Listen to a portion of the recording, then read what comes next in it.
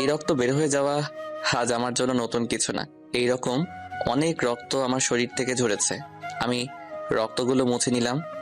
তখন কেউ বলে ওঠে, এই ছোট লোকের বাচ্চা, একটা কাজ দিলে তো সেটা সময় মতো করতে পারিস না, শুধু শুধু আমাদের বাড়িতে এসে আমাদের খাবার নষ্ট করছিস। আমাদের ভয়েস অফ নয়ন ইউটিউব চ্যানেলের রোমান্টিক লাভ স্টোরি গল্প শুনতে এখনই আমাদের চ্যানেলটি সাবস্ক্রাইব করে রাখুন। ধন্যবাদ।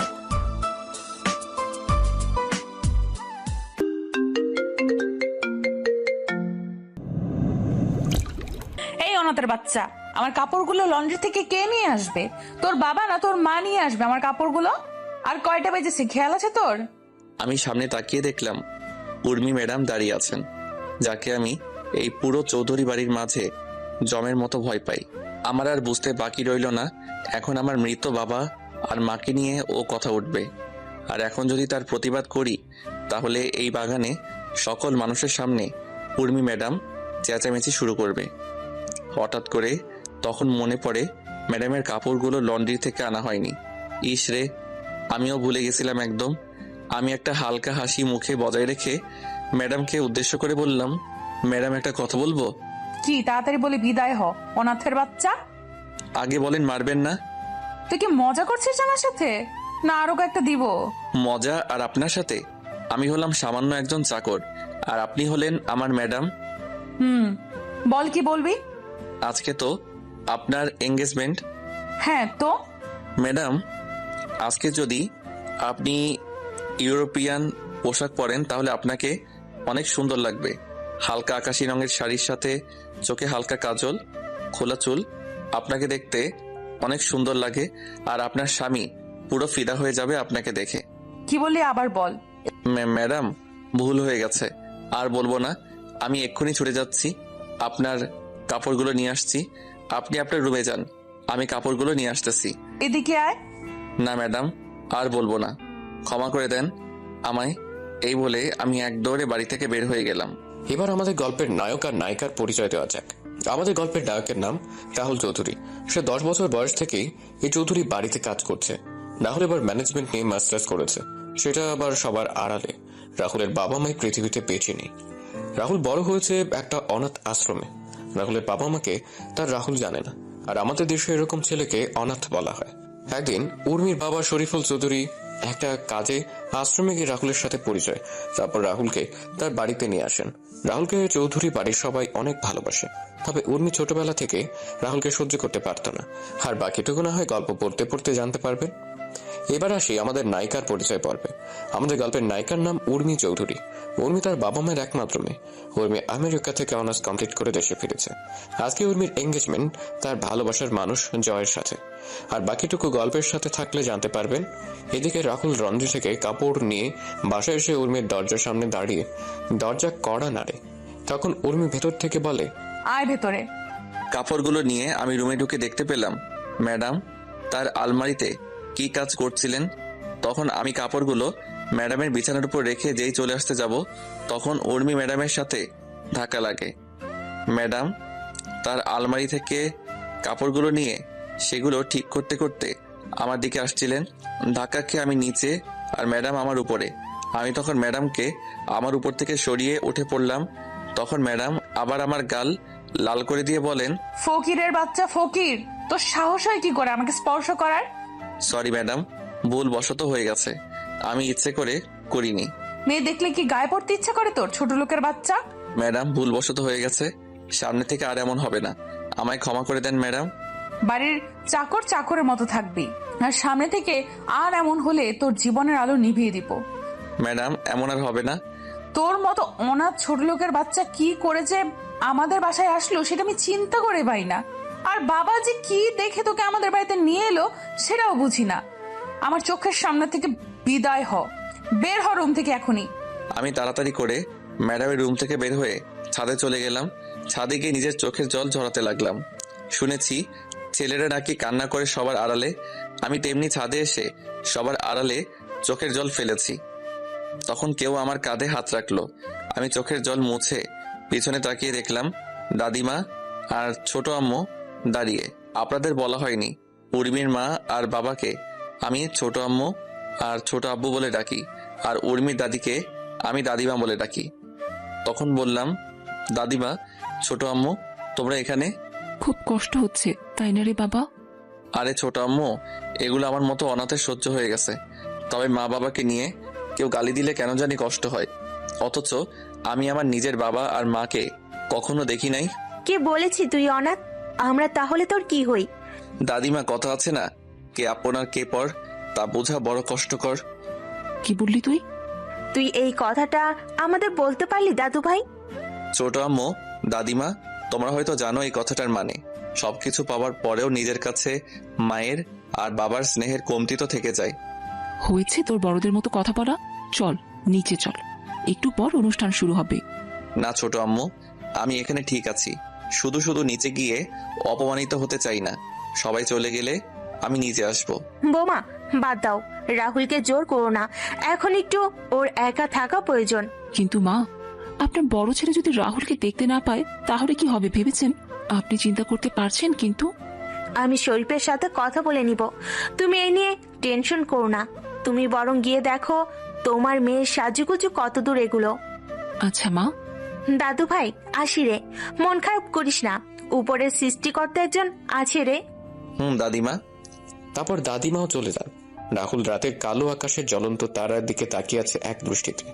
এদিকে সকল অনুষ্ঠান শেষ হয়ে যায়, অতিথি সবাই খাওয়া দাওয়া শেষ করে চলে যায়। সবার চলে যাওয়ার পর চৌধুরী বাড়ির সবাই খাবার খেতে বসেন।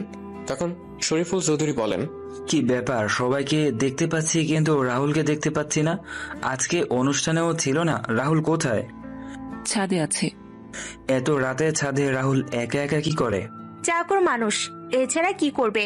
কি ব্যাপার, কি হয়েছে? তোমরা এমন করে কথা বলছো কেন? তোমার গুণধর মেয়েকে জিজ্ঞেস করো, তোমার মেয়ে ভালো করে বলতে পারবে। সে ছোটবেলা থেকে ছেলেটার সাথে খারাপ ব্যবহার করে আসছে। কি ব্যাপার উর্মি, আমি কি শুনছি এসব? বাড়ির চাকরকে নিয়ে এত আদিক্ষেতা না দেখানোই ভালো বাবা। রাহুল এই বাড়ির চাকর না, সেটা অনেক আগেই ভালো করে তোমায় বলে দিয়েছি উর্মি। এখন বলো আজকে কি হয়েছে? আমার কাপড় লন্ড্রি থেকে সময় মতো নিয়ে আসেনি, তাই কয়েকটা দিয়েছি। তোর কি কোনো লজ্জা শরম কিছু নেই নাকি? ছেলেটা তোর থেকে 6 বছরের বড়, তারপরও ওর গায়ে হাত তুলিস তুই। এত কিছুর পরও ছেলেটা কিছুই বলে না তোকে? সামান্য একটা চাকরের জন্য তোমরা আমার সাথে এমন করতেছো? ওর মতো সামান্য চাকরের সাহস হবে কি করে আমায় কিছু বলার? সামান্য চাকর বলছিস কাকে তুই? আজকে যে তুই বোমা, হচ্ছেটা কি? কি বলো মা, তুমি কি বলতে চাইছিলে? তুমি এখন আমি বেঁচে এরপরে কি মা? ও কিছু না, তুমি আর সামনে থেকে রাহুলের সাথে খারাপ ব্যবহার করবে না, আর যাতে তোমার নামে কোনো বিচার না আসে সেটা খেয়াল রাখবে উর্মি। শরীফুল চৌধুরী খাবার না খেয়ে উঠে পড়েন। ছাদে গিয়ে দেখতে পেলেন রাহুল আকাশের দিকে মুখ করে শুয়ে আছে। তখন তিনি রাহুলের পাশে গিয়ে বসলেন। রাহুল হয়তো গভীর মনোযোগ দিয়ে আকাশের দিকে তাকিয়েছিল, যার জন্য কারো আসার শব্দ শুনতে পায়নি। তখন শরীফুল চৌধুরী রাহুলকে ধাক্কা দিলেন। রাহুল পাশে তাকিয়ে দেখলো তার ছোট আব্বু। তখন রাহুল বলে, ছোট আব্বু, তুমি কখনো এলে? এই তো মাত্রই আসলাম, কি করছিলি? তারা দেখছিলাম, ম্যাডামের এঙ্গেজমেন্টের সবকিছু শেষ হয়ে গেছে। হ্যাঁ, মন খারাপ তোর বাবা? না না ছোট আব্বু, আজকে ঘটনা আমি সব শুনেছি। রাহুল তোর সাথে অনেকদিন ধরে একটা কথা বলার হয়নি রে। কি কথা ছোট আব্বু? কেউ মনে হচ্ছে আমাদের ক্ষতি করতে চাচ্ছে, আমাদের কোম্পানির সবকিছুর ইনফরমেশন কিভাবে যেন জেনে যাচ্ছে। আমার হাতের কয়েকটা কন্ট্রাক্টও ইতিমধ্যে আমার হাত থেকে বেরিয়ে যাচ্ছে, আমি কিছুই বুঝতে পারছি না রে। আর কয়েকদিন পরে উর্মির বিয়েও, সব কিছু মিলে কেমন যেন একটা অদ্ভুত পরিস্থিতির সৃষ্টি হয়েছে। আরে ছোট আব্বু, চিন্তা করো না, সবকিছু ঠিক হয়ে যাবে। যাও, তুমি গিয়ে ঘুমিয়ে পড়ো। তুইও চল আমার সাথে, একসাথে খাবার খাবো। কি, তুমি এখনো খাবার খাওনি কেন? তুই খাবার টেবিলে নেই তাই আর খাইনি। আচ্ছা চলো, খাবার খাবে এখন? তারপর শরীফুল চৌধুরী আর রাহুল নিচে এসে খাওয়া শুরু করলেন। খাওয়া দাওয়া শেষ করে যে যার যার রুমে গিয়ে ঘুমিয়ে পড়ে। এদিকে রাহুল রুমে বসে কিছু কাজ করে আর কিছু জিনিস পর্যবেক্ষণ করা শুরু করলো। কিছু সময় পর রাহুলও আবার ঘুমিয়ে পড়ে। পরদিন সকালে রাহুল ঘুম থেকে উঠে বাগানে থাকা সকল গাছে পানি দিয়ে, ছাদে থাকা গাছগুলোতে পানি দিয়ে নিচে এসে সবার জন্য সকালে নাস্তা তৈরি করছিল। তখন ছোট আম্মু এসে রাহুলকে বলেন, ওই তোকে সকাল সকাল রান্নাঘরে আসতে মানা করেছি না? আরে ছোট আম্মু, এই একবেলাই তো তোমাদের জন্য নাস্তা তৈরির সুযোগ হয়, আর বাকি সময় তো ম্যাডাম আর ছোট আব্বুর সাথে থাকতে হয়। আর এটা তো আমার ছোটবেলা থেকে করতে করতে অভ্যাসে পরিণত হয়েছে। এটা এখন পরিবর্তন কর। তুই এখন আর আগের রাহুল নেই। তখন শরীফুল চৌধুরীর ছোট ভাইয়ের স্ত্রী সুলতানা রহমান নিচে নামতে নামতে বলেন, ভাবি, আপনি যে কি বলেন না, চাকর তো চাকরি থাকবে, ছোট আর বড় কি, সে তো আজীবন চাকরি থাকবে। রাহুল সুলতানা রহমানের কথা শুনে হালকা হাসি মুখে এনে কাজে মনোযোগ দেন। আর ছোট আম্মু সুলতানা রহমানকে উদ্দেশ্য করে বলেন, তুই ঠিকই বলেছিস। অমানুষ তো আর কোনোদিন মানুষ হয় না। অমানুষ কিভাবে মানুষের মূল্য দিবে? ভাবি, তুমি কি কথাটা আমায় বললে? দেখ সুলতানা, তুই কথাটা কিভাবে নিবি সেটা তোর বিষয়। আর আমি কি তোকে মিন করে বলেছি? রাহুল সকলের জন্য নাস্তা রেডি করে টেবিলে সাজিয়ে রাখে। তারপর রাহুল উর্মির জন্য সেদ্ধ ডিম আর চিকেন ব্রেস্ট, টমেটো, শসা ও পেঁয়াজের সঙ্গে পেপার যোগ করে উর্মির জন্য সালাদ তৈরি করে উর্মির রুমের সামনে গিয়ে দরজা কড়া নাড়ে। তখন উর্মি এসে দরজা খুলে দিল। ম্যাডাম, আপনার খাবার। রেখে যা। ম্যাডাম, আজকে কি কোথাও যাবেন? কেন? আসলে ম্যাডাম, ছোট আব্বুকে নিয়ে একটু অফিসে যেতাম। চাকরের বাচ্চা, তুই অফিসে গিয়ে কি করবি? পড়ালেখা তো আর আও জানিস না, আর তুই অফিসে যাবি? এই জুতোগুলো পলিশ করে নিয়ে আয়। আমি 11টার দিকে বের হব। 11টার আগে যেন তোকে গাড়ির কাছে দেখতে পাই। যদি 1-2 সেকেন্ড লেট হয় তাহলে তোর কপালে কিন্তু দুঃখ আছে। আচ্ছা ম্যাডাম। জুতাগুলো নিয়ে নিচে এসে আমি পালিশ করতে লাগলাম। জুতা পালিশ হয়ে গেলে আমি ম্যাডামের দরজার সামনে রেখে আসলাম। আমি নিচে এসে সবার এটো প্লেটগুলো ধুয়ে সাজিয়ে রান্নাঘর থেকে আমার রুমে এসে গোসল করে নিলাম। তারপর সকাল 10টায় ছোট আব্বুকে নিয়ে বের হলাম অফিসের উদ্দেশ্যে। 10টা 30-এ ছোট আব্বুকে অফিসে নামিয়ে দিয়ে আমি 11টার আগেই বাসায় প্রবেশ করি। আমি গাড়িতে বসে ম্যাডামের জন্য অপেক্ষা করতে থাকি। কিছুক্ষণ পর দেখলাম ম্যাডাম আসছেন। গাড়ি থেকে বের হয়ে পিছনের দরজা খুলে দিলাম। ম্যাডাম গিয়ে সিটে বসলো। আমি দরজা লাগিয়ে ড্রাইভিং সিটে বসে ম্যাডামকে বললাম, ম্যাডাম কোথায় যাব? এই, শপিং মলে যাব। আচ্ছা ম্যাডাম। আমি গাড়ি চালানো শুরু করলাম। কিছুক্ষণ পর আমি শপিং মলের সামনে এসে দেখলাম ম্যাডামের বান্ধবীরা দাঁড়িয়ে আছে। আমি গাড়ি থামিয়ে গাড়ি থেকে বের হয়ে গাড়ির দরজা খুলে ম্যাডামকে বললাম, ম্যাডাম চলে আসছি, আপনি নামতে পারেন। গাড়ি পার্কিং করে বসে থাকবি, আর আমি কল দিলে চলে আসবি। আর এই নে 50 টাকা, দুপুরে খাবার খেয়ে নিবি। হাসি মুখে টাকাটা নিয়ে আমি মাথা নাড়ালাম। তারপর ম্যাডাম তার বান্ধবীদেরকে নিয়ে চলে যান শপিং মলের ভিতরে। আমি গাড়িতে বসে রইলাম, ভালো লাগছিল না। তখন গাড়ি থেকে বের হয়ে আশেপাশে একটু হাঁটাহাঁটি করছিলাম। তখন দেখতে পেলাম একজন ভদ্রমহিলা তার ছেলেকে নিয়ে রাস্তা পার হতে পারছেন না। আমি তখন তাদের রাস্তা পার করিয়ে দিয়ে আসছিলাম। তখনই ম্যাডাম ফোন দিলেন। Hello madam. 4র্থ তলায় তাড়াতাড়ি আয় তো একটু। আমি তাড়াতাড়ি করে শপিং মলের 4র্থ তলায় গিয়ে দেখতে পেলাম কয়েকটা ছেলে মিলে ম্যাডাম আর তার বান্ধবীদের সাথে কি যেন কথা বলছে। তবে তাদের কথা বলার ধরনগুলো সুবিধার মনে হচ্ছিল না। আমি ছেলেদের পিছনে গিয়ে বললাম, কি রে, এখানে কি সমস্যা? কিছু না, তুই যা এখান থেকে, কোনো সমস্যা নেই। আচ্ছা ম্যাডাম চলুন, এখানে কোনো সমস্যা নেই। এখানে একদম চালাকি করার চেষ্টা করবি না, তা না হলে এগুলো দেখছিস। ভাই আমি কি করলাম? আমি তোমাদের জিজ্ঞেস করলাম সমস্যা কি, তোমরা বললে কোনো সমস্যা নেই, তাই তো আমি এদের নিয়ে চলে যাচ্ছি। আমরা তোকে যেতে বলেছি, তবে এই মা। আর কোনো কথা বলার সুযোগ দিলাম না, সোজা মুখ বরাবর একটা ছক্কা হাঁকিয়ে দিলাম। আর ছেলেটা বাউন্ডারির বাইরে। তারপর সব কয়টাকে মারা শুরু করলাম। হঠাৎ কেউ আমার পেটের পাশে ছুরি দিয়ে আঘাত করে। আমি পিছনে তাকিয়ে দেখলাম ওই ছেলেটা আমি। তখন ছেলেটার দিকে এগিয়ে যাব, তখন ছেলেগুলো দৌড়ে পালিয়ে যায়। তারপর আমি আমার শার্ট খুলে আঘাত পাওয়া জায়গা বেঁধে নিলাম। তারপর ম্যাডামকে বললাম, চলুন ম্যাডাম বাসায় যাওয়া যাক তাহলে। কিন্তু তোর তো ছুরি লেগেছে আর রক্ত পড়ছে। আরে ম্যাডাম, এটা কিছু না, আমাদের মতো চাকরের জন্য এইগুলো কিছুই না। এই আঘাতের চেয়ে আরো অনেক বড় বড় আঘাত পেয়েছি। আর রইল রক্তের কথা, রক্ত তো ছোট থেকে অনেক ঝরেছে, এখনো না হয় আরো কিছু ঝরুক, আমি মারা যাব না এত সহজে, আপনি চিন্তা করবেন না। চলুন ম্যাডাম এখন। বেশি কথা না বলে হসপিটালে চল, তুই না হলে তোর জন্য আমার কথা শুনতে হবে। চিন্তা করবেন না, আমার কিছু হবে না। তারপর উর্মিরা সামনের রাহুল পিছনে, কিন্তু বারবার উর্মি পিছনে তাকাচ্ছে। হঠাৎ করে পেছনে কিছু পড়ে যাওয়ার শব্দে উর্মি আর ওর বান্ধবীরা পেছনে তাকিয়ে দেখলো রাহুল মাটিতে পড়ে আছে। তারপর ধরাধরি করে রাহুলকে হাসপাতালে নিয়ে যাওয়া হয়। আর এদিকে উর্মি ফোন দিয়ে তার বাবাকে সবকিছু খুলে বলে। তখন তার বাবা বলেন তিনি এখনই আসছেন। এদিকে রাহুলের অপারেশন চলছে ভেতরে। ডাক্তাররা অনেক সাবধানে অপারেশন করছেন, রাহুলের কোনো ভুল হলেই যা কিছু হতে পারে। 3 ঘন্টা পর ডাক্তার বের হন অপারেশন থিয়েটার থেকে। তবে ডাক্তারের চেহারা কালো হয়ে আছে। এর মাঝে উর্মির বাবা মা দাদিমা চাচা চাচি বলেন চলেন আসেন হাসপাতালে। তখন শরীফুল চৌধুরী বলেন ডাক্তার রাহুল কেমন আছে এখন? ডাক্তার তার চেম্বারে চলে যান। আর তখন শরীফুল চৌধুরী উর্মিকে বলেন ডাক্তার চুপ, কোনো কথা বলছে না। এবার সবার মুখটা কালো হয়ে যাচ্ছে আর উর্মিও টেনশন হচ্ছে, কিন্তু উর্মি বুঝতে পারছে না যে পেটের পাশে আঘাতের জন্য কি এমন হলো ডাক্তারের মুখ কেমন কালো আর ডাক্তার চুপ হয়ে আছে, কোনো কথা বলছে না। তখন উর্মির চাচা শফিক চৌধুরী বলেন কি হলো ডাক্তার, আপনি কোনো কথা বলছেন না যে? বলুন না রাহুলের অবস্থা কেমন, ছেলেটা ভালো আছে তো? দেখুন, আমি আপনাদের আগে বলেছিলাম যে আচ্ছা, আমরা আপনার চেম্বারে গিয়ে কথা বলি। আপনি চেম্বারে যান, আমরা আসছি। বলছে না। তখন উর্মির চাচা শফিক চৌধুরী বলেন উর্মি তুই বাসায় চলে যা। কেন? আর তোমরা ডাক্তারকে এখানে কিছু বলতে মানা করলে কেন? তোমরা কি লুকাতে চাচ্ছ আমার থেকে? সামান্য একটা বাড়ির চাকরের জন্য তোমরা এত চিন্তা করছো কেন? আর ও মরে গেলেই বা কি? কি ব্যাপার বলো তো? তোমরা কি লুকানোর চেষ্টা করছো বলো তো? আমি এখানে থাকি আর উর্মি বরং বাসায় চলে যাক। ভাবি কি বললো তোমায় শুনতে পাওনি তুমি? উর্মিকে নিয়ে বাসায় যাও। উর্মি আর জাতি সুলতানা রহমান চলে যান হাসপাতাল থেকে। তারপর সবাই মিলে ডাক্তারের চেম্বারে যান। তখন ডাক্তারের কথা শুনে সবার মুখ কালো হয়ে গেল। 7 দিন পরে সবাই রাহুলকে নিয়ে বাসায় ফিরে আসে। রাহুলের পুরোপুরি সুস্থ হতে আরো 3 দিন সময় লাগে। এখন রাহুল পুরোপুরি সুস্থ। রাহুল আগের মতো বাসার সব কাজ করে।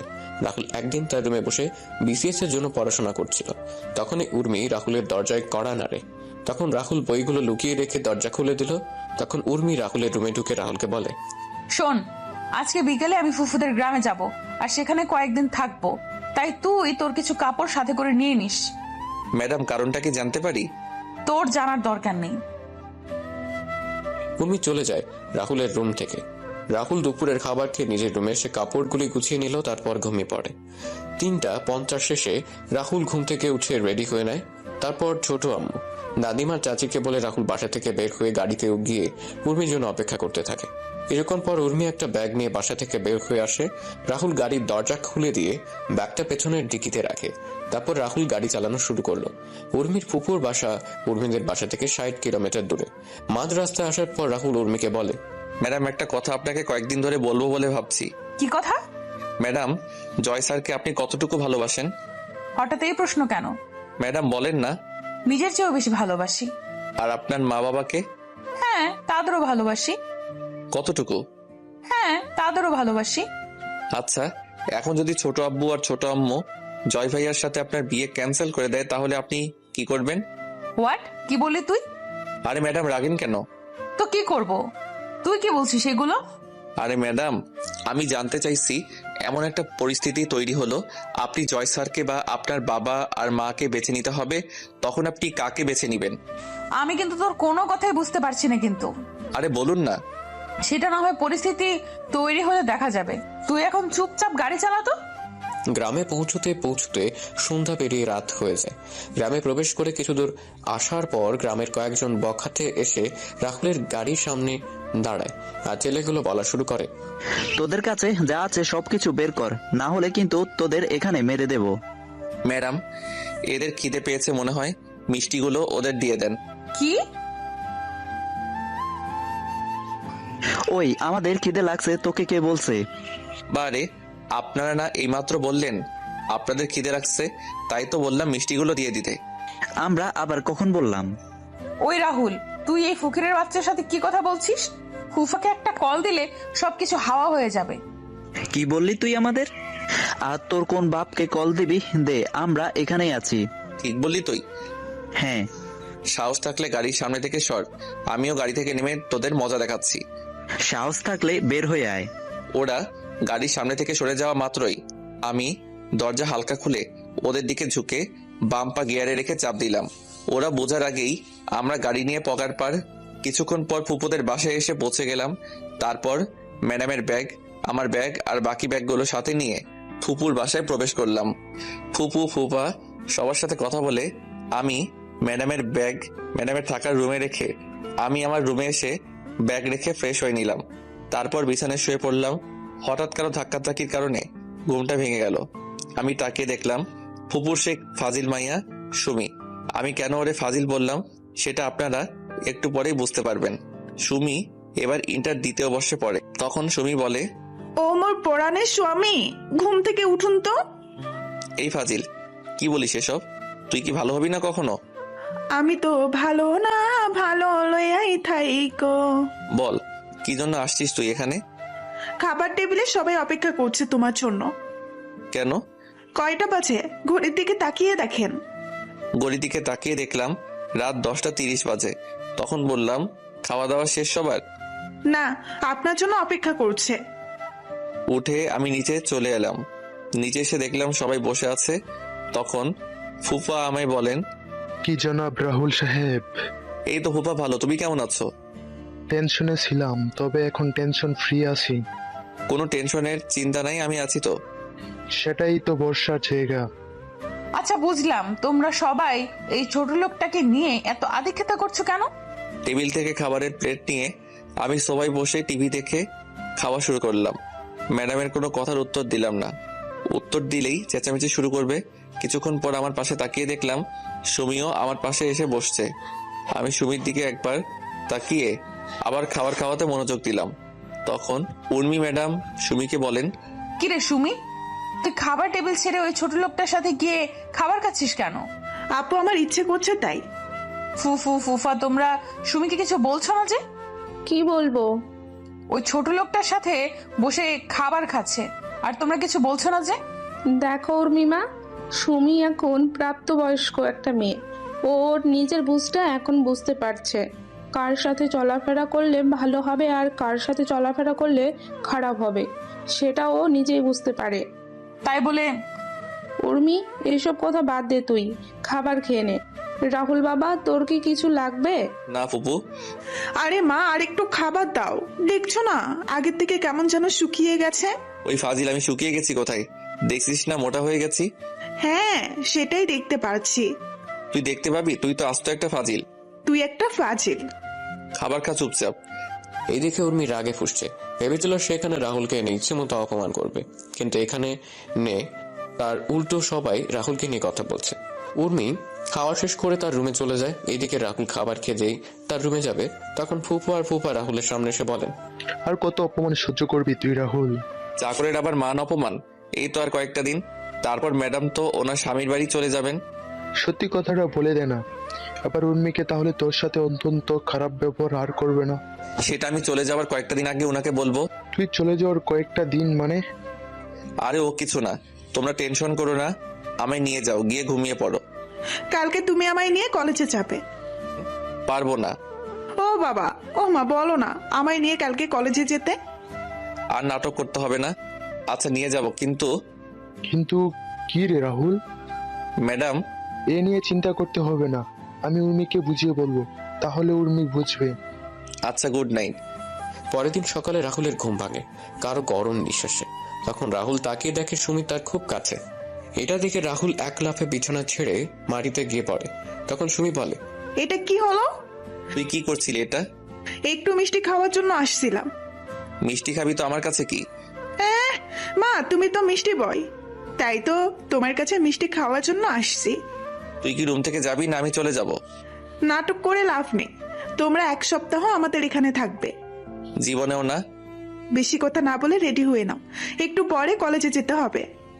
এত সকালে? আমাদের ক্লাস 9টায় শুরু, আর এখন 7:50 বাজে। আচ্ছা তুই যা, আমি নিচে আসছি। আচ্ছা, ওইটা কি তোমার ডান পাশে? রাহুল তার ডান পাশে তাকাতেই সুমি রাহুলের বাম গালে একটা চুমু দিয়ে দৌড়ে পালিয়ে যায়। রাহুল কি বলবে বুঝতে পারছে না। তারপর রাহুল ফ্রেশ হওয়ার জন্য বাথরুমে চলে যায়। বাথরুম থেকে ফ্রেশ হয়ে নিচে গিয়ে সকালের নাস্তা করে সুমির জন্য অপেক্ষা করতে থাকে। কিছুক্ষণ পর সুমি চলে আসে। তখন রাহুল আর সুমি বের হয় বাসা থেকে। রাহুল যেই গাড়ি থেকে বসবে তখনই সুমি বলে, ওইদিকে কোথায় যাচ্ছ? কেন, গাড়িতে যাবি না? না। তাহলে হেঁটে যাবি কি? না। তাহলে কলেজে যাবি কিসে করে? বাইকে করে যাব। বাইক পাবি কোথায়? আর আমি তো বাইক চালাতে পারি না। মিথ্যা বলবে না, আমি জানি তুমি বাইক চালাতে পারো। আর বাইক গ্যারেজে আছে, নিয়ে আসো গিয়ে। গাড়ি থাকতে বাইক কেন? আমার ইচ্ছে তাই। আমি পারবো না। পারবে না তো তুমি? না। মা বাবা কোথায় তোমরা? এই চুপ, যাচ্ছি আমি। চাবি কই? বাইকে আছে। তারপর গ্যারেজে গিয়ে দেখতে পেলাম একটা নতুন বাইক, অ্যাপাচি RTR 164V। তারপর বাইক স্টার্ট দিয়ে আমি গেটের সামনে এসে দাঁড়ালাম। সুমি এসে পিছনে বসলো। তখন আমি বললাম, এই নতুন বাইক কার জন্য কিনে আনা হয়েছে? তোমার জন্য। আমার জন্য মানে? যেদিন আমি শুনলাম তুমি আর উর্মি আপু আমাদের বাসায় আসবে আর 1 সপ্তাহ থাকবে, তখন আমি প্ল্যান করে বাবাকে বলে বাইক কিনে নিয়ে আসলাম। আর তুমি এভাবে আমায় নিয়ে প্রত্যেকদিন কলেজে নিয়ে যাবে। বাহ, ডেকি স্বর্গে গেলেও ধান ভাঙবে। তুমি কি বললে এক্ষুনি? কিছু না, এই বলে আমি বাইক চালানো শুরু করলাম। কিছু দূর আসার পর সুমি আমায় জড়িয়ে ধরলো শক্ত করে। আমার কেন যেন অস্বস্তি হচ্ছিল। আমি তখন বাইক রাস্তার পাশে দাঁড় করালাম। কি হলো?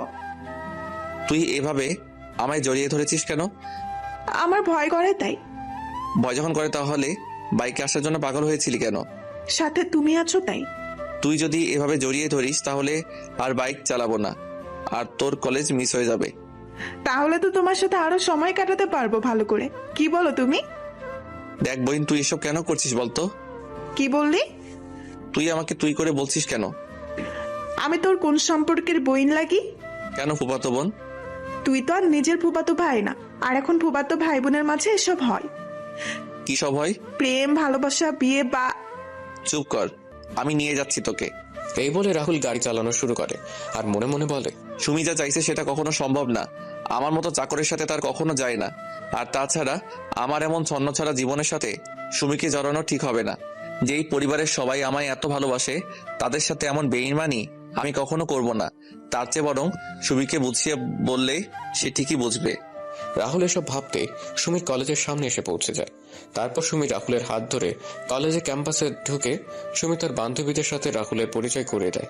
আর সুমি বলে, hello guys, meet my boyfriend Rahul. সুমির বন্ধু আর বান্ধবীরা রাহুলের সাথে এসে পরিচিত হয়ে নেয়। এদিকে রাহুল তো সুমির কথা শুনে পুরোই অবাক হয়ে গেছে। আর সুমির বন্ধু বান্ধবীরা রাহুলকে দুলাভাই ডাকা শুরু করেছে। তখন রাহুল বলে, আপুরা, তোমাদের কোথাও ভুল হচ্ছে। আর সুমি তোমাদের যা বলেছে সেটা মিথ্যা। আমি হচ্ছি তোমাদের মামার বাসার সামান্য একজন চাকর। রাহুলের কথা শুনে সুমির বান্ধবীদের মুখ হা হয়ে গেল। তখন সুমি রাহুলের দিকে একবার রাগী চোখে তাকিয়ে বলে, তুমি মামাদের বাসার চাকর? কে বলেছে? মামারা সবাই তোমায় তাদের ছেলে মনে করে। আর চাকর হয়েছে তো কি হয়েছে? তুমি তো আর চুরি করছো না, তুমি নিজে পরিশ্রম করে টাকা উপার্জন করছো। আর সবচেয়ে বড় কথা হলো কোনো কাজই ছোট নয়। আর রইলো চাকর বলে তুমি মনে করছো তোমার পরিবারের সবাই তোমায় আমার থেকে দূরে সরিয়ে দিবে? তুমি যদি এটা ভেবে থাকো তাহলে ভুল ভাবছো। আমার বাবা মা জানে তোমার আর আমার ব্যাপারে। মানে? বাবা আর মা সব জানে। আমি বাবা আর মাকে সবকিছু খুলে বলেছি। সবকিছু জানার পরও ফুপা আর ফুপু কিছু বলেনি? না। কিন্তু সামান্য একজন চাকরের সাথে? উফ, তুমি বারবার নিজেকে চাকর বলছো কেন? তোমায় আমরা কেউ চাকর বলেছি কখনো? এর মাঝেই ক্লাসের বেল বেজে যায়। সুমি আর তার বন্ধু বান্ধবীরা চলে যায়। রাহুল গিয়ে বাইকে বসে সুমির কথাগুলো ভাবছে। এভাবে কেটে যায় কয়েক ঘন্টা। সুমি ক্লাস শেষ করে চলে আসে আর রাহুল ভেবে চিন্তে কিছু সিদ্ধান্ত নিয়ে নেয়। তখন রাহুল বাইক স্টার্ট দিল। কিছু দূর আসার পর রাহুল বলে, বলো কি কথা? মনে মনে বললাম, আরে গাধা বলে দে না, আমি যে কথাটা এতদিন ধরে শুনতে চাইছি। রাহুল আরো কিছু কথা বলতে যাবে তার আগে ফোন বেজে ওঠে। রাহুল ফোন রিসিভ করে কিছু বলতে যাবে তার আগে ও পাশ থেকে যা শুনলো তাতে রাহুলের হাত থেকে ফোন মাটিতে পড়ে গেল। তখন সুমি বলে, কি হলো? বসে পড়লে যে? ম্যাডাম কল দিয়েছিল। আর কি? এখন বাসায় না গেলে আমার অবস্থা খারাপ করে দিবে বলেছে। আরে আপু কিছু করবে না, তোমায় ভয় দেখাচ্ছে আপু। না, লেট করা যাবে না। ম্যাডাম রেগে আছে অনেক। তুই বাইকে উঠে পড়। বাসায় গিয়ে আগে ম্যাডামের মেজাজ ঠান্ডা করতে হবে, তা না হলে ম্যাডাম আমার অবস্থা খারাপ করে দিবে। তুমি না বললে আমায় কি বলবে? বেঁচে থাকলে পরে বলবো। তুই তাড়াতাড়ি করে বাইকে ওঠ। উঠছি। সুমি মন খারাপ করে বাইকে উঠে পড়ে। রাহুল বাইক চালাতে শুরু করে। কিছুক্ষণ পর রাহুল বাসায় এসে পৌঁছে যায়। সুমিকে নামিয়ে দিয়ে রাহুল বাইকে গ্যারেজে রেখে সোজা উর্মির দরজার সামনে গিয়ে কড়া নাড়ে। তখন উর্মি বলে, ভেতরে আয়। আমি ভিতরে ঢুকতেই ম্যাডাম আমার সামনে এসে আমার গালে তার হাত দিয়ে 2 বার মালিশ করে দিল। সাথে সাথে 2 হাত দিয়ে আমি আমার গালটা চেপে ধরি। এত জোরে মেরেছে, গালে ব্যথা করছে। আমি আমার হাত দেখলাম, রক্ত লেগে আছে। আমার আর বুঝতে বাকি রইল না ম্যাডামের থাপ্পড়টা এতটা জোরেই মেরেছে যার জন্য আমার ঠোঁট কেটে রক্ত পড়ছে। তখন ম্যাডাম রাগী কণ্ঠে আমায় বলে, তোকে এখানে কেন নিয়ে আসছি আমি? মাথা নিচু করে বললাম, ম্যাডাম আপনার সাথে থাকার জন্য। তাহলে তুই কি করেছিস? আসলে ম্যাডাম ফুপু আর ফুপা আমায় বললো যাওয়ার জন্য, তাই। তোরে আমি কি বললাম আমার মুখের উপর কখনো কথা বলবি না? তাহলে তুই আমার মুখে মুখে তর্ক কেন করছিস? ম্যাডাম ভুল হয়ে গেছে, আমাকে ক্ষমা করে দেন। যা গাড়িতে গিয়ে বস, আমি আসছি। আর শোন, আর যদি এমন ভুল করছিস তাহলে তোর কি হাল করব সেটা আমি নিজেও জানি না। আমি গাড়ির কাছে চলে এলাম। এইদিকে মাথাটাও ঘুরছে। কত জোরে মেরেছে থাপ্পড়টা। কিছুক্ষণ পর উর্মি গাড়িতে এসে বসে। তখন রাহুল বলে, ম্যাডাম কোথায় যাব? তুই গাড়ি চালানো শুরু কর, আমি বললে গাড়ি থামাবি। আচ্ছা ম্যাডাম। রাহুল গাড়ি চালানো শুরু করলো। কিছু তো যাওয়ার পর উর্মি রাহুলকে একটা বড় শপিং মলের সামনে গাড়ি থামাতে বলে। রাহুল গাড়ি থামিয়ে দরজা খুলে দিল। উর্মি কিছু দূর গিয়ে আবার ফিরে এসে বলে, তুই এখানে থাকবি। আর হ্যাঁ, মনে রাখিস, ছোট লোকের বাচ্চা, আমার এই গাড়ির দাম অনেক। যদি গাড়ির কিছু হয় তাহলে তোর কপালে শনি আছে। জি ম্যাডাম। উর্মি চলে যায় শপিং মলের ভেতরে। কিছুক্ষণ পর উর্মি একটা ব্যাগ হাতে করে নিয়ে বের হয়। গাড়ির কাছে আসতেই রাহুল দরজা খুলে দিল। উর্মি গিয়ে গাড়িতে বসে রাহুল গাড়ি চালানো শুরু করলো। তখন রাহুল বলল, ম্যাডাম এখন কোথায় যাবেন? ফুফুর বাড়িতে। রাহুল তাড়াতাড়ি বাড়ি যাওয়ার জন্য একটা শর্টকাট রাস্তা নিয়ে নিল, যেটা আজকে সুমি দেখিয়ে দিয়েছিল। কলেজে যেতে রাস্তায় যাওয়ার সময় হঠাৎ করে উর্মি রাহুলকে বলে, এই গাড়ি থামা। কেন? আমি হাওয়াই মিঠাই খাবো। ম্যাডাম সন্ধ্যা হয়ে যাচ্ছে আর এই রাস্তা খুব একটা ভালো না। আর একটা কথা বলবি তো আমি তোর গাল লাল করে দিব। চুপচাপ গাড়ি দাঁড় করা। কিন্তু ম্যাডাম। দাঁতের দাঁত চেপে বললাম, গাড়ি থামা বলছি। রাহুল বাধ্য হয়ে গাড়ি দাঁড় করায়। উর্মি তাড়াতাড়ি করে গাড়ি থেকে নেমে হাওয়াই মিঠাই ওয়ালার কাছে চলে যায় আর হাওয়াই মিঠাই খাওয়া শুরু করে। রাহুল গাড়ির ভিতরে বসে এক দৃষ্টিতে উর্মির মিঠাই খাওয়া দেখছে। উর্মি পুরো বাচ্চাদের মতো খাচ্ছে। তখনই সেখানে ওই দিনের ছেলেরা চলে আসে। এরা দেখে রাহুল গাড়ি থেকে নেমে উর্মির সামনে গিয়ে দাঁড়ায়। উর্মির তো সেদিকে কোনো খেয়াল নেই, সে তার মতো করে হাওয়াই মিঠাই খেয়েই যাচ্ছে। তখন ছেলেগুলো শীষ বাজিয়ে উর্মির সামনে যায়। ছেলেগুলো উর্মির কাছে যাওয়ার আগে রাহুল উর্মির সামনে চলে আসে। তখন ছেলেগুলো বলে, কিরে, আজকেও কি তুই এই মেয়েকে নিয়ে যেতে পারবি? শুধু শুধু ঝামেলা করছেন কেন? ঝামেলা কোথায়? তুই চলে যা, আমাদের এই মেয়েকে ভালো লাগছে। আমরা এর সাথে আজকে সারা রাত একটু মজা করব। ছেলেগুলোর কথা শুনে উর্মি খাওয়া থামিয়ে দিয়ে ছেলেটার গালে ঠাস ঠাস করে বসিয়ে দিয়ে বলে, ফকিরের বাচ্চা, তুই আমায় নিয়ে এমন কথা বলার সাহস পেলি কি করে? এই বলে ছেলেটার গালে শরীরের সমস্ত শক্তি দিয়ে আরো একটা থাপ্পড় বসিয়ে দিলাম। আরেকটা ছেলে যখন এগিয়ে আসবে তখন রাহুল ওই ছেলেকে মারা শুরু করলো। কিছুক্ষণ পর আরো কয়েকজন এসে ওই ছেলেদের সাথে যোগ দিল। রাহুল কোনো উপায় না পেয়ে উর্মিকে নিয়ে দৌড়ানো শুরু করলো। দৌড়াতে দৌড়াতে রাহুলরা আর একটা গ্রামে চলে যায়। ওই গ্রামে গিয়ে রাহুলরা একটা মসজিদে আশ্রয় নেয় আর মসজিদের মুয়াজ্জিনকে সব খুলে বলে। মুয়াজ্জিন সব শুনে রাহুল আর উর্মিকে বসতে বলে। তিনি গ্রামের মুরব্বীদের খবর দিলেন। কিছুক্ষণ পর মুরব্বীরা আসলে রাহুল সবকিছু খুলে বলে আর তাদের সাহায্য চায়। তখন মুরব্বীরা রাহুলদের নিয়ে একটা জায়গায় বসেন। তারপর রাহুল আর উর্মিকে নানান প্রশ্ন জিজ্ঞেস করে। রাহুল সব প্রশ্নের উত্তর সঠিক দিলেও উর্মি সবকিছু উত্তর দেয়নি। রাহুল সবাইকে বলে উর্মি তার স্ত্রী, কারণ রাহুল গ্রামের মুরব্বীদের কথা বলার ধরন আগে থেকে জানত। উর্মি তখন রাহুলকে সাথে মুরব্বীদের ও নানানভাবে কটূক্তি করে। তখন মুরব্বীরা সবাই মিলে কাজী ডেকে উর্মি আর রাহুলের বিয়ে করিয়ে দিলেন। বিয়ে শেষ হয়ে গেলে রাহুল আর উর্মিকে তাদের গাড়ি পর্যন্ত এগিয়ে দিল। রাহুল সবাইকে বিদায় দিয়ে গাড়িতে উঠে, সাথে উর্মিও গাড়িতে উঠে। রাহুল গাড়ি চালিয়ে কিছু দূর আসার পর উর্মি রাহুলকে গালি দিয়ে বলে, এই চাকরের বাচ্চা চাকর, তোর সাহস হলো কি করে আমায় তোর বউ বলার? এছাড়া কোনো উপায় ছিল না। আমি সবকিছু ঠিক করে নিয়েছিলাম কিন্তু আপনি সবকিছু ভেস্তে দিলেন। তুই বাড়ির সামান্য চাকর হয়ে আমায় তোর বউ বলবি, সেটা আমি আবার মেনে নেব? তুই ভাবলি কি করে? ম্যাডাম, আপনি গ্রামের মুরব্বীদের কথার মানে বুঝবেন না আর মুরব্বীদের কথার উত্তর দিতে পারবেন না, তাই আমি আপনাকে আমার বউ বলেছি।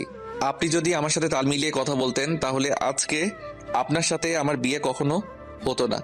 আপনি আপনার জেদ আর ইগোর জন্য আজকের এই পরিস্থিতির সৃষ্টি হয়েছে। আমি এই বিয়ে মানি না, আর না তোকে আমার স্বামী বলেও মানি। আমি কয়েকদিন পরে তোকে ডিভোর্স দিয়ে দিব। আমারও কোনো ইচ্ছে নেই আপনার মতো পাগলের উন্মাদ মেয়েকে বিয়ে করার। কি বললি ছোট লোকের বাচ্চা? হ্যাঁ ঠিক বলেছি। আমাকে কি পাগল কুত্তা কামড়াইছে যে আপনাকে আমার বিয়ে করতে হবে? ভাগ্য খারাপ আর পরিস্থিতির জন্য আপনাকে বিয়ে করতে হয়েছে। এবার কিন্তু তুই তোর লিমিট ক্রস করছিস। ও আপনি এখন আমায় লিমিট ক্রস করছি বলেছেন? সামান্য কয়েকটা কথা বলতে আপনার লিমিট আমি অতিক্রম করে ফেলেছি? আর আপনি যে আমায় ছোটবেলা থেকে অনেক কথা বলেছেন, তাহলে কি আপনি লিমিট ক্রস করেননি? শুনুন ম্যাডাম, মানুষের আসল পরিচয় তার সৌন্দর্য বা টাকা পয়সা নয়, তার আসল পরিচয় হলো তার ব্যবহার, তার চরিত্র দিয়ে। আপনারা বড় লোকরা মানুষকে বিচার করেন টাকা পয়সা দিয়ে, তাই হয়তো কোনো মানুষ আপনাকে ধোকা দিবে সেটা বুঝে উঠতে পারেন না। আপনারা মনে করেন টাকা পয়সা থাকলেই আসল সুখ, কিন্তু ম্যাডাম সেটা সত্যি না। সত্যিটা হলো মানুষের ভালো কাজেই একজন মানুষের আসল শান্তি। আপনি যদি রাতের বেলা ঘুমানোর আগে শুয়ে শুয়ে চিন্তা করেন কালকে কত টাকা ইনকাম করব, কালকে কোথায় কোথায় পার্টি করব, তাহলে হয়তো আপনি ঘুমাতে পারবেন, কিন্তু শান্তির ঘুম ঘুমাতে পারবেন না। আবার আপনি যদি চিন্তা করেন আজকের দিনে আপনি কতজন মানুষের সাথে ভালো ব্যবহার করছেন আর কয়েকজন মানুষকে সাহায্য করেছেন, সেটা মনে হলে আলাদা একটা শান্তি নিজের ভিতর অনুভব করবেন, আর তখনই ঘুমটাও শান্তি হবে। রাহুলের কথাগুলো প্রথমে উর্মি ভালো না লাগলেও পরে কেন জানি রাহুলের বলা কথাগুলো শুনতে ভালো লাগছিল। তখন রাহুল আবার বলে উঠে, ম্যাডাম চিন্তা করবেন না, আজকের বিষয়টা কেউ জানবে না, আর কয়েকদিন পরে আমি ডিভোর্স পেপারে স্বাক্ষর করে আপনাকে দিয়ে দিব। কথা বলতে বলতে রাহুলরা বাসায় চলে আসে। উর্মি গাড়ি থেকে নেমে বাসার ভিতরে চলে যায়। রাহুল গাড়ি পার্কিং করে বাসার ভেতরে প্রবেশ করে। তখন ফুপা বলেন, কোথায় গিয়েছিলি তোরা? ম্যাডাম কি যেন কাজ ছিল, তাই ম্যাডামকে নিয়ে গিয়েছিলাম। সন্ধ্যা পরে কোথাও বের হবে না, গ্রামের সন্ধ্যার পরে কোথাও বের হবে না, গ্রামের পরিবেশ সন্ধ্যার পরেই পাল্টে যায়। আচ্ছা। রাহুল তার রুমে চলে যায়। রাতের খাবার খাওয়ার সময় ফুপু বলেন, উর্মিমা, তোর আমাদের কোনো অসুবিধা হচ্ছে না তো? না ফুফু, আমার কোনো সমস্যা হচ্ছে না। উর্মিমা, তুই চাইলে কালকে সুমির সাথে সুমির কলেজে যেতে পারিস। তাছাড়া রাহুলও সুমিকে নিয়ে সুমির কলেজে যায়। কলেজে গিয়ে তোরও ভালো লাগবে। তোর ফুফু তো তার কাজ নিয়ে বিজি, আমিও আমার অফিস নিয়ে। তুই একা একা বাসায় থাকিস। আপু যাবে না আমার কলেজে, তাই না আপু? আমি তোকে কখন বললাম আমি যাব না কলেজে? তুই না কালকে বললি যাবি না আমার কলেজে। তখন ইচ্ছা হয়নি, এখন আমার ইচ্ছে হয়েছে তাই। রাহুল সোফায় বসে টিভি দেখছে আর খাবার খাচ্ছে। আর এইদিকে উর্মি কালকে কলেজে যাবে শুনে সুমির অনেক রাগ হচ্ছে। সুমির রাগ হচ্ছে তার বাবার উপর, তিনি কেন উর্মিকে তাদের সাথে কলেজে যেতে বলেছেন। সুমি মন খারাপ করে খাবার নাড়াচাড়া করছে। তখন সুমির মা বলেন, কি রে সুমি, খাচ্ছিস না কেন? খাচ্ছি তো। সুমি, তুই কোনো কিছু নিয়ে টেনশন করেছিস? আস্তে আস্তে করে বললাম, তুই তো আমার আসল টেনশনের কারণ আপু। কালকে কলেজে গিয়ে যে তুই কি করবি সেটা নিয়ে আমি টেনশনে আছি রে বোন। কি রে, কিছু বলছিস না যে? কালকের বাসের জন্য অপেক্ষা করছি। কিসের বাস? সেটা তুমি বুঝবে না। তারপর খাবার শেষ করে যে যার যার রুমে চলে যায়। রাহুলও তার রুমে গিয়ে ঘুমিয়ে পড়ে। পরদিন সকালে রাহুল ঘুম থেকে উঠে সকালে নাস্তা শেষ করে মোবাইলে গেম খেলা শুরু করে। এইদিকে উর্মির আর সুমি সকালে নাস্তা শেষ করে নিজেদের রুমে গিয়ে কলেজে যাওয়ার জন্য রেডি হচ্ছে। কিছুক্ষণ পর উর্মি আর সুমি রেডি হয়ে নিচে আসে, আর রাহুলের কোন দিকে নজর নেই। রাহুলের নজর শুধু নিজের মোবাইল স্ক্রিনে। তখন সুমি বলে, এই যে হ্যালো। ব্যস্ত আছি এখন, প্লিজ ডিস্টার্ব করবেন না, তাহলে তো খারাপ হয়ে যাবে। চুপচাপ কর, না হলে তোর। রাহুলের কোনো দিকে খেয়াল নেই, সে শুধু তার গেম নিয়ে ব্যস্ত। সুমি কোনো উপায় না পেয়ে তখন রাহুলকে জোরে ধাক্কা মারে। সুমির ধাক্কায় রাহুলের জ্ঞান ফিরে। তখন রাহুল সামনে তাকিয়ে দেখতে পায় উর্মি আর সুমি দাঁড়িয়ে আছে। রাহুল ফোন রেখে তাড়াতাড়ি করে গাড়ির কাছে চলে যায়। রাহুলের পিছন পিছন উর্মি আর সুমি গাড়ির কাছে চলে আসে। রাহুল দরজা খুলে দিলে উর্মি পিছনের সিটে গিয়ে বসে আর সুমি রাহুলের পাশে সিটে গিয়ে বসে। রাহুল গাড়ি চালানো শুরু করলো। কিছুক্ষণ পর সুমির কলেজে পৌঁছে গেল। সুমি গাড়ি থেকে নেমে উর্মিকে বলে, আপু চল। চল। রাহুলকে উদ্দেশ্য করে বললাম, কি হলো তুমিও আসো? উর্মি ম্যাডামকে দেখে আমি সুমিকে বললাম, না আপনারা যান, আমি এখানে আছি, আর কোনো কিছু দরকার হলে আমাকে বলবেন, আমি পৌঁছে যাব। বললাম না আসার জন্য। না আপনারা যান। এই সুমি, ওকে এত করে বলছিস কেন? ও চাকর, ও গাড়ির কাছে থাকুক, ওকে কেন ডাকছিস তুই? আপু, ও তোদের চাকর, কিন্তু আমাদের জন্য ও আমাদের অতিথি। তাই অন্তত তুই আমার কলেজে ওকে চাকর বা অন্য কিছু না বললে খুশি হব।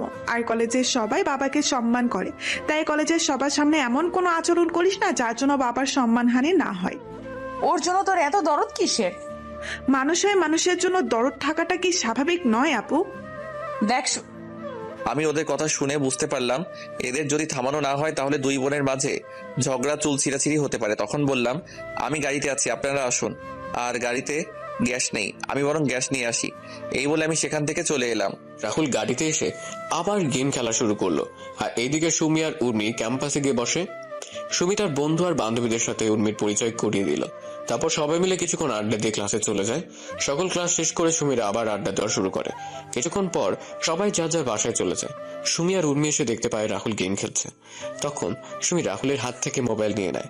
হঠাৎ করে কেউ আমার হাত থেকে মোবাইলটা নিয়ে নিল। খেলার মাঝে এমনটা করলে বলেন তো কেমনটা লাগে? তা আবার যদি প্রিয় গেমস COD হয় তাহলে তো কোনো কথাই নেই। আমি বিরক্ত নিয়ে তাকালাম পাশে। আমি তখন দেখলাম সুমি আর ম্যাডাম দাঁড়িয়ে আছে। আমি গাড়ি থেকে নেমে তাড়াতাড়ি করে গাড়ির দরজা খুলে দিলাম। ওনারা গাড়িতে বসলে আমি আবার গাড়ি চালানো শুরু করলাম। 40 মিনিট পরে সবাই বাসা থেকে এসে পৌঁছে যায়। দুপুরে খাবার খেয়ে যে যার যার রুমে গিয়ে ঘুমিয়ে পড়ে। বিকেলে রাহুলের ঘুম ভাঙলে রাহুল ছাদে গিয়ে দোলনায় শুয়ে পড়ে। রাহুল শুয়ে শুয়ে এক দৃষ্টিতে আকাশের দিকে তাকিয়ে আছে। সুমিদের বাসার ছাদে এলেই খারাপ থাকা মনটা নিমিশেই ভালো হয়ে যায়। পাখির কিচিরমিচির শব্দ মানুষের বাসায় ফেরার মতো করে পাখিরাও ফিরে যাচ্ছে তাদের আসল ঠিকানায়। আর সাথে পাখির কিচিরমিচির শব্দ, ঝাঁকে ঝাঁকে চড়ুই পাখি দেখে মনে হচ্ছে যেন পাখিদের মিলন মেলা। দল বেঁধে উড়ে এসে বসে গাছের ডালপালায়। গাছের প্রতিটি শাখা প্রশাখা ভরে ওঠে চড়ুই পাখিতে, আর তাদের কিচিরমিচির শব্দে মুখর থাকে গোটা এলাকা। সুমিদের পাশের বিদ্যুৎ কেন্দ্রের বাগানে বিকেল হলে সমাবেশ শত শত চড়ুই পাখির। সারাদিন এই স্থানটি ফাঁকা থাকে, তবে বিকেল হলে শুরু হয় পাখিদের আনাগোনা। ঝাঁকে ঝাঁকে চড়ুই পাখি এসে বসতে থাকে পল্লী বিদ্যুৎ সংলগ্ন আশপাশের গাছপালাগুলোতে। সন্ধ্যার আগ মুহূর্ত পর্যন্ত হাজার হাজার পাখি এসে জড়ো হয় এলাকাটিতে। পাখিদের কলকাকলিতে মুখর হয়ে ওঠে পুরো এলাকা। এই সময় এক অপূর্ব পরিবেশের সৃষ্টি হয়। তখনই রাহুল কারো ছাদের আসার শব্দ শুনতে পায়। তখন রাহুল তাকিয়ে দেখে সুমি আর উর্মি ছাদে আসছে। রাহুল সেটা দেখেও না দেখার ভান করে শুয়ে পড়ে। শুয়ে শুয়ে পাখিদের আনাগোনা দেখছে। তখন উর্মি সুমিকে বলে, দেখ কেমন করে শুয়ে আছে। ও শুয়ে আছে, তাতে তোর কি আপু? আমরা এখানে আসছি সেটা কি ও চোখে দেখতে পাচ্ছে না? আচ্ছা আপু, তুই আমায় একটা কথা বলবি? কি কথা বল। রাহুল কি ছোট থেকে আজ পর্যন্ত তোর সাথে কখনো খারাপ ব্যবহার করেছে? তুই রাহুলকে সবার সামনে অনেক বাজেভাবে অপমান করিস, তারপরেও রাহুল তোকে কিছু বলেছে কি? চাকর হয়ে বলবে কি? আপু চাকর হলে ও কিন্তু আমাদেরও মানুষ। আচ্ছা আপু, আজকে যদি রাহুল চাকর না হয়ে কোনো ধনী ছেলে হতো, আর তুই যদি রাহুলের জায়গায় থাকতে, তাহলে তুই যেভাবে রাহুলকে আঘাত করিস, তাকে অনেক বাজেভাবে সবার সামনে টিজ করিস, সেগুলো রাহুল যদি তোর সাথে করতো তাহলে তুই কি সেগুলো সহ্য করে নিতি? আপু আমরা যেমন কষ্ট পেলে সেগুলো সহজেই প্রকাশ করতে পারি, কিন্তু রাহুল কষ্টগুলো সহজেই প্রকাশ করতে পারে না।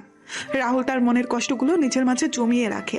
জানিস তো আপু, মানুষ যখন তার নিজের কষ্টগুলো কারোর সাথে শেয়ার করতে পারে না, তখন আকাশের দিকে তাকিয়ে সেই কষ্টগুলো শেয়ার করে। আপু তারপরেও যদি তুই চাস তাহলে আমি রাহুলকে এখান থেকে তুলে দিচ্ছি। সুমির কথাগুলো শুনে কেন জানি উর্মি মনে কিছুটা মায়া হলো রাহুলের জন্য।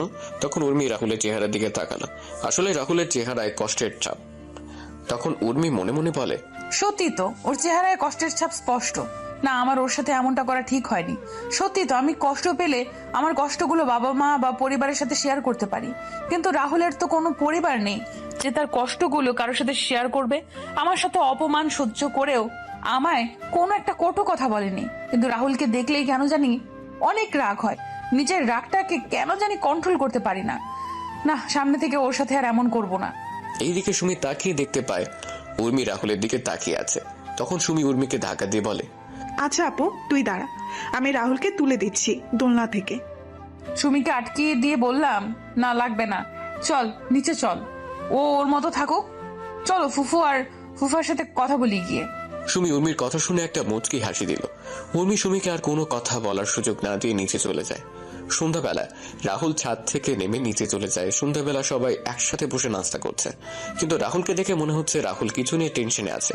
তখন ফুফু রাহুলকে বললেন, কি রে রাহুল, কি হয়েছে তোর? তুই এত চুপচাপ বসে আছিস যে, আর কাকে কল দিচ্ছিস বারবার? ফুপুর কথা শুনে সবাই রাহুলের দিকে তাকায়। তখন ফুপা রাহুলকে প্রশ্ন করেন, কি রে রাহুল, কি হয়েছে? কিছু সমস্যা হয়েছে কি? ফুপা মনে হচ্ছে কিছু একটা সমস্যা হয়েছে। কি সমস্যা? বাড়িতে কল দিচ্ছি কিন্তু কেউ কল রিসিভ করছে না, সবার ফোন বন্ধ দেখাচ্ছে। ওরে চিন্তা করিস না, সব ঠিক হয়ে যাবে। সবাই হয়তো কোনো কাজে ব্যস্ত আছে, তাই ফোন ধরছে না। রাহুলের কথা শুনে উর্মি কল দিল তার বাবা মা চাচা চাচির নাম্বারে, কিন্তু সবার ফোন বন্ধ দেখাচ্ছে। তখন উর্মি বলে, ফুফাও তো ঠিকই বলছে, সবার ফোন বন্ধ। আমি এখন কল দিয়েছিলাম। ফুপা, আমার মনে হয় একবার বাড়িতে যাওয়া আমার উচিত হবে। আরে চিন্তা করিস না, রাতে কোনো কাজে ব্যস্ত আছে হয়তো, তাই ধরছে না। আর কালকে কথা হয়েছিল আমার ভাইয়ের সাথে, ভাই বললো আজকে কি যেন একটা বড় ডিল হবে, তাই সবাই ওই কাজে বিজি এখন, তাই হয়তো কল ধরছে না। চিন্তা করিস না, হাতের কাজ শেষ হলে তোদের সাথে যোগাযোগ করবে। আরে তোরা খাওয়া দাওয়া কর শান্তিতে। রাহুলের কেমন জানি টেনশন হচ্ছে। রাহুল একের পর এক কল দিয়ে যাচ্ছে, কিন্তু ফোন বন্ধ আসছে। রাতের খাবার খেয়ে সবাই ঘুমিয়ে পড়ে। পরের দিন সকালে রাহুল সুমিকে নিয়ে কলেজে যায়। কলেজ থেকে ফেরার পথে সুমি রাহুলকে গাড়ি থামানোর জন্য বলে। কি হলো? এভাবে গাড়ি থামানোর মানে কি? তোমার সাথে আমার কথা আছে। তোর মতো পিচ্চির আবার কি কথা? আরে আমার কথা শুনবে না? আমায় রাগাবে? আচ্ছা বল, কি বলবি? I think. তুমি চিন্তা করো। আরে আরে আমার পুরো কথাটা তো শুনবে। জি বলেন, কি বলবেন? আমি মনে করি আমি তো। রাহুল গাড়ি থামিয়ে বলে। সুমি আর কিছু বলার আগে রাহুলের ফোন বেজে ওঠে। রাহুল সুমিকে থামিয়ে ফোন বের করে দেখতে পায় একটা অপরিচিত নাম্বার থেকে কল আসছে। অপরিচিত নাম্বার দেখে রাহুল কল রিসিভ করেনি, কিন্তু কয়েকবার রিং হওয়ার পর রাহুল ফোন রিসিভ করে বলে, হ্যালো, কে বলেছেন? রাহুলের প্রশ্ন শুনে ওপাশ থেকে কি উত্তর আসলো সেটা শোনা যায়নি। তবে রাহুল যা শুনলো সেটা শুনে রাহুল কিছু বলবে তার শক্তি বোধ হয় রাহুলের শরীরে নেই। কিছু বলার আগে রাহুল যা শুনতে পায় তাতে করে রাহুল মাথায় যেন আকাশ ভেঙে পড়ে। রাহুল মাথায় হাত দিয়ে বসে পড়ে মাটিতে। তখন সুমি রাহুলের কাছে এসে রাহুলের ফোন হাতে নিয়ে বলে, হ্যালো, কে? হ্যালো, কি হলো? কথা বলছে না যে?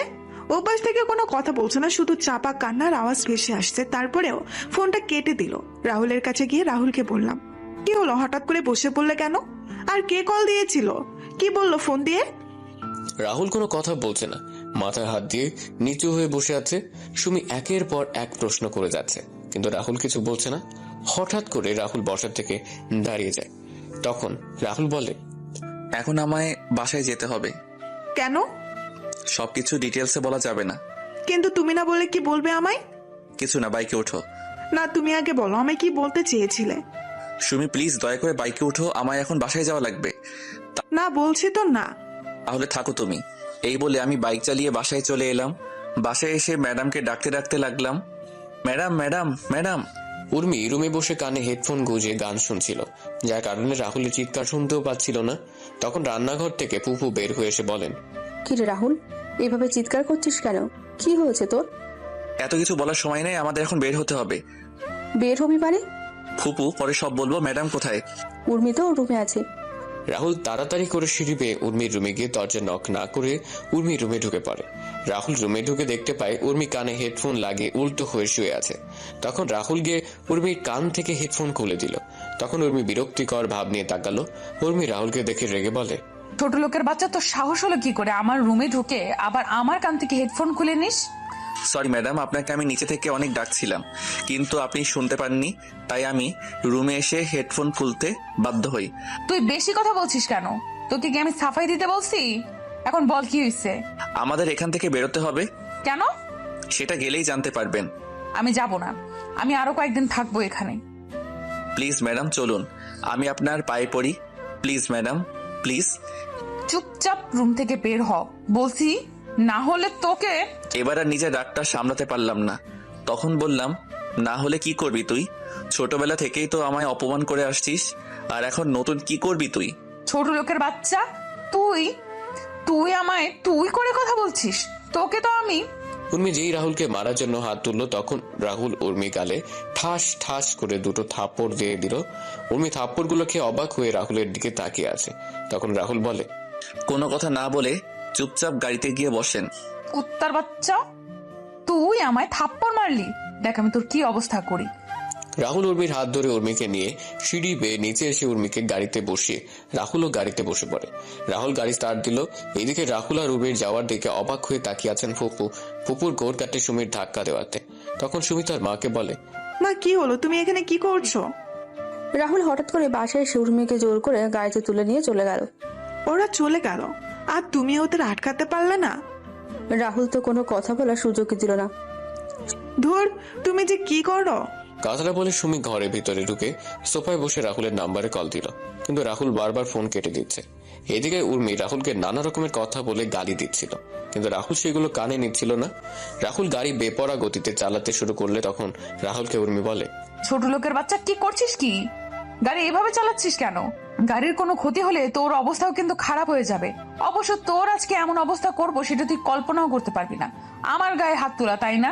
তুই বুঝবি এই উর্মি চৌধুরী কি জিনিস। উর্মি ম্যাডাম পাগলের মতো তার প্রলাপ করেই যাচ্ছেন। আমি সেদিকে মনোযোগ না দিয়ে আমি চিন্তা করছি ফোনে আসার খবরটা যেন সত্যি না হয়। আমরা বাসায় পৌঁছাতে বোধহয় অনেক লেট করে ফেলেছি। আমরা বাসায় এসে দেখতে পেলাম সবাই বাসার বাগানে বসে আছে।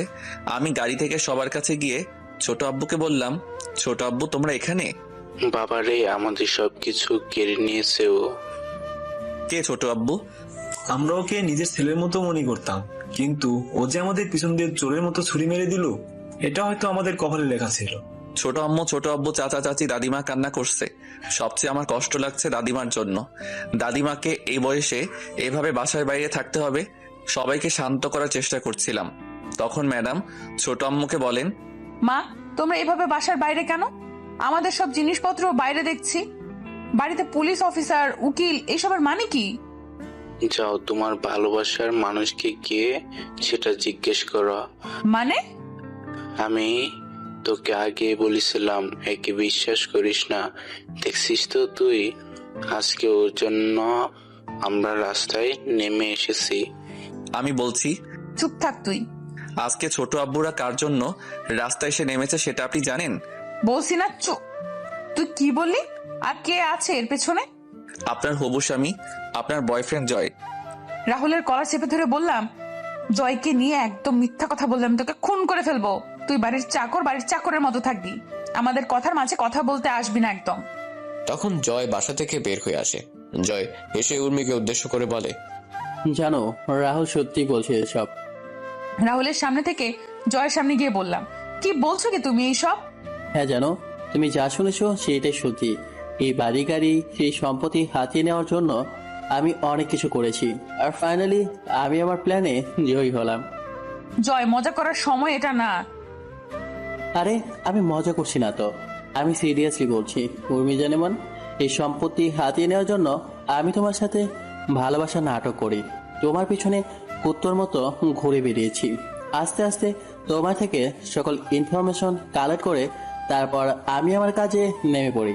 আর এখন তোমরা তোমাদের বাড়ির বাইরে। Now get lost my home and get lost my life. ও হ্যাঁ, তোমায় একজনের সাথে পরিচয় করে দিতে ভুলে গেছি। একটু দাঁড়াও। Liza, meet my wife Liza. জয়ের কথাগুলো শুনে উর্মির চোখ যেন অমাবস্যার অন্ধকারে নেমে এলো। উর্মি জয়ের কলার চেপে ধরে বলে, এই কুত্তার বাচ্চা, তুই আমায় এভাবে ঠকালি কেন?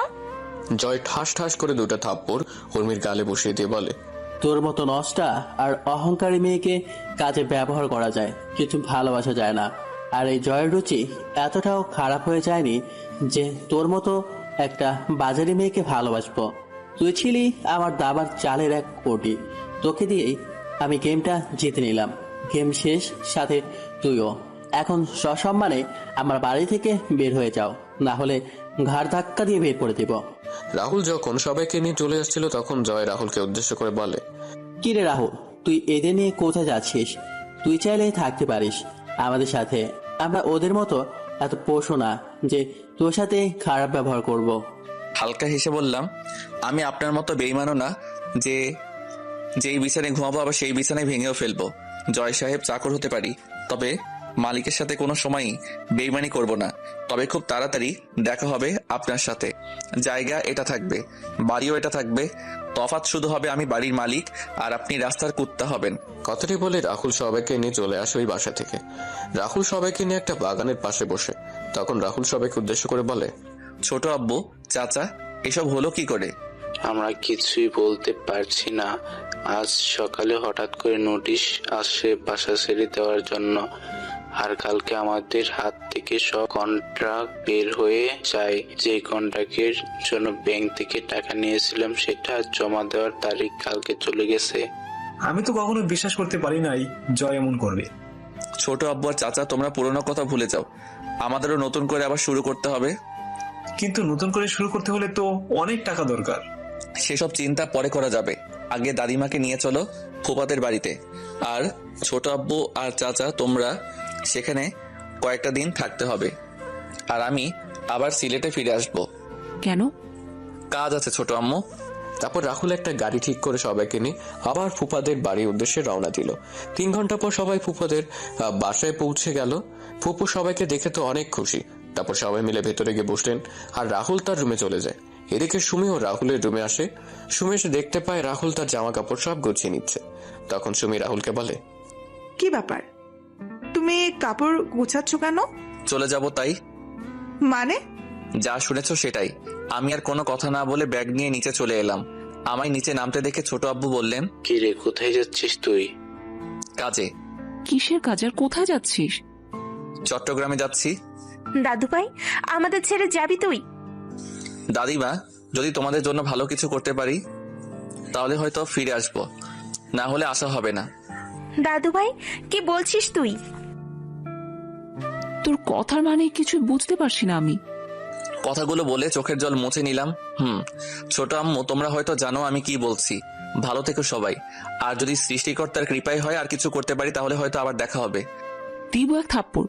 তুই কি থেকে কি শুনেছিস আর সেটা নিয়ে এসব চিন্তা করছিস? আর এইগুলো চিকিৎসা করলে ভালো হয়ে যায়। তুই এ নিয়ে চিন্তা করিস না, তুই ভালো হয়ে যাবি একদম। হয়তোবা তার উল্টোটা হতে পারে। ছোট আব্বু, চাচা আর চাচি তোমাদের অনেক মনে পড়বে। আর খুব তাড়াতাড়ি তোমাদের সবকিছু আশা করি ফিরিয়ে দিতে পারবো। এখন আসি আমি, ভালো থেকো সবাই। রাহুল কথাটা বলে একবার সবার দিকে তাকিয়ে হাঁটা দিল। কি যেন মনে করে আবার দাঁড়িয়ে পড়ে।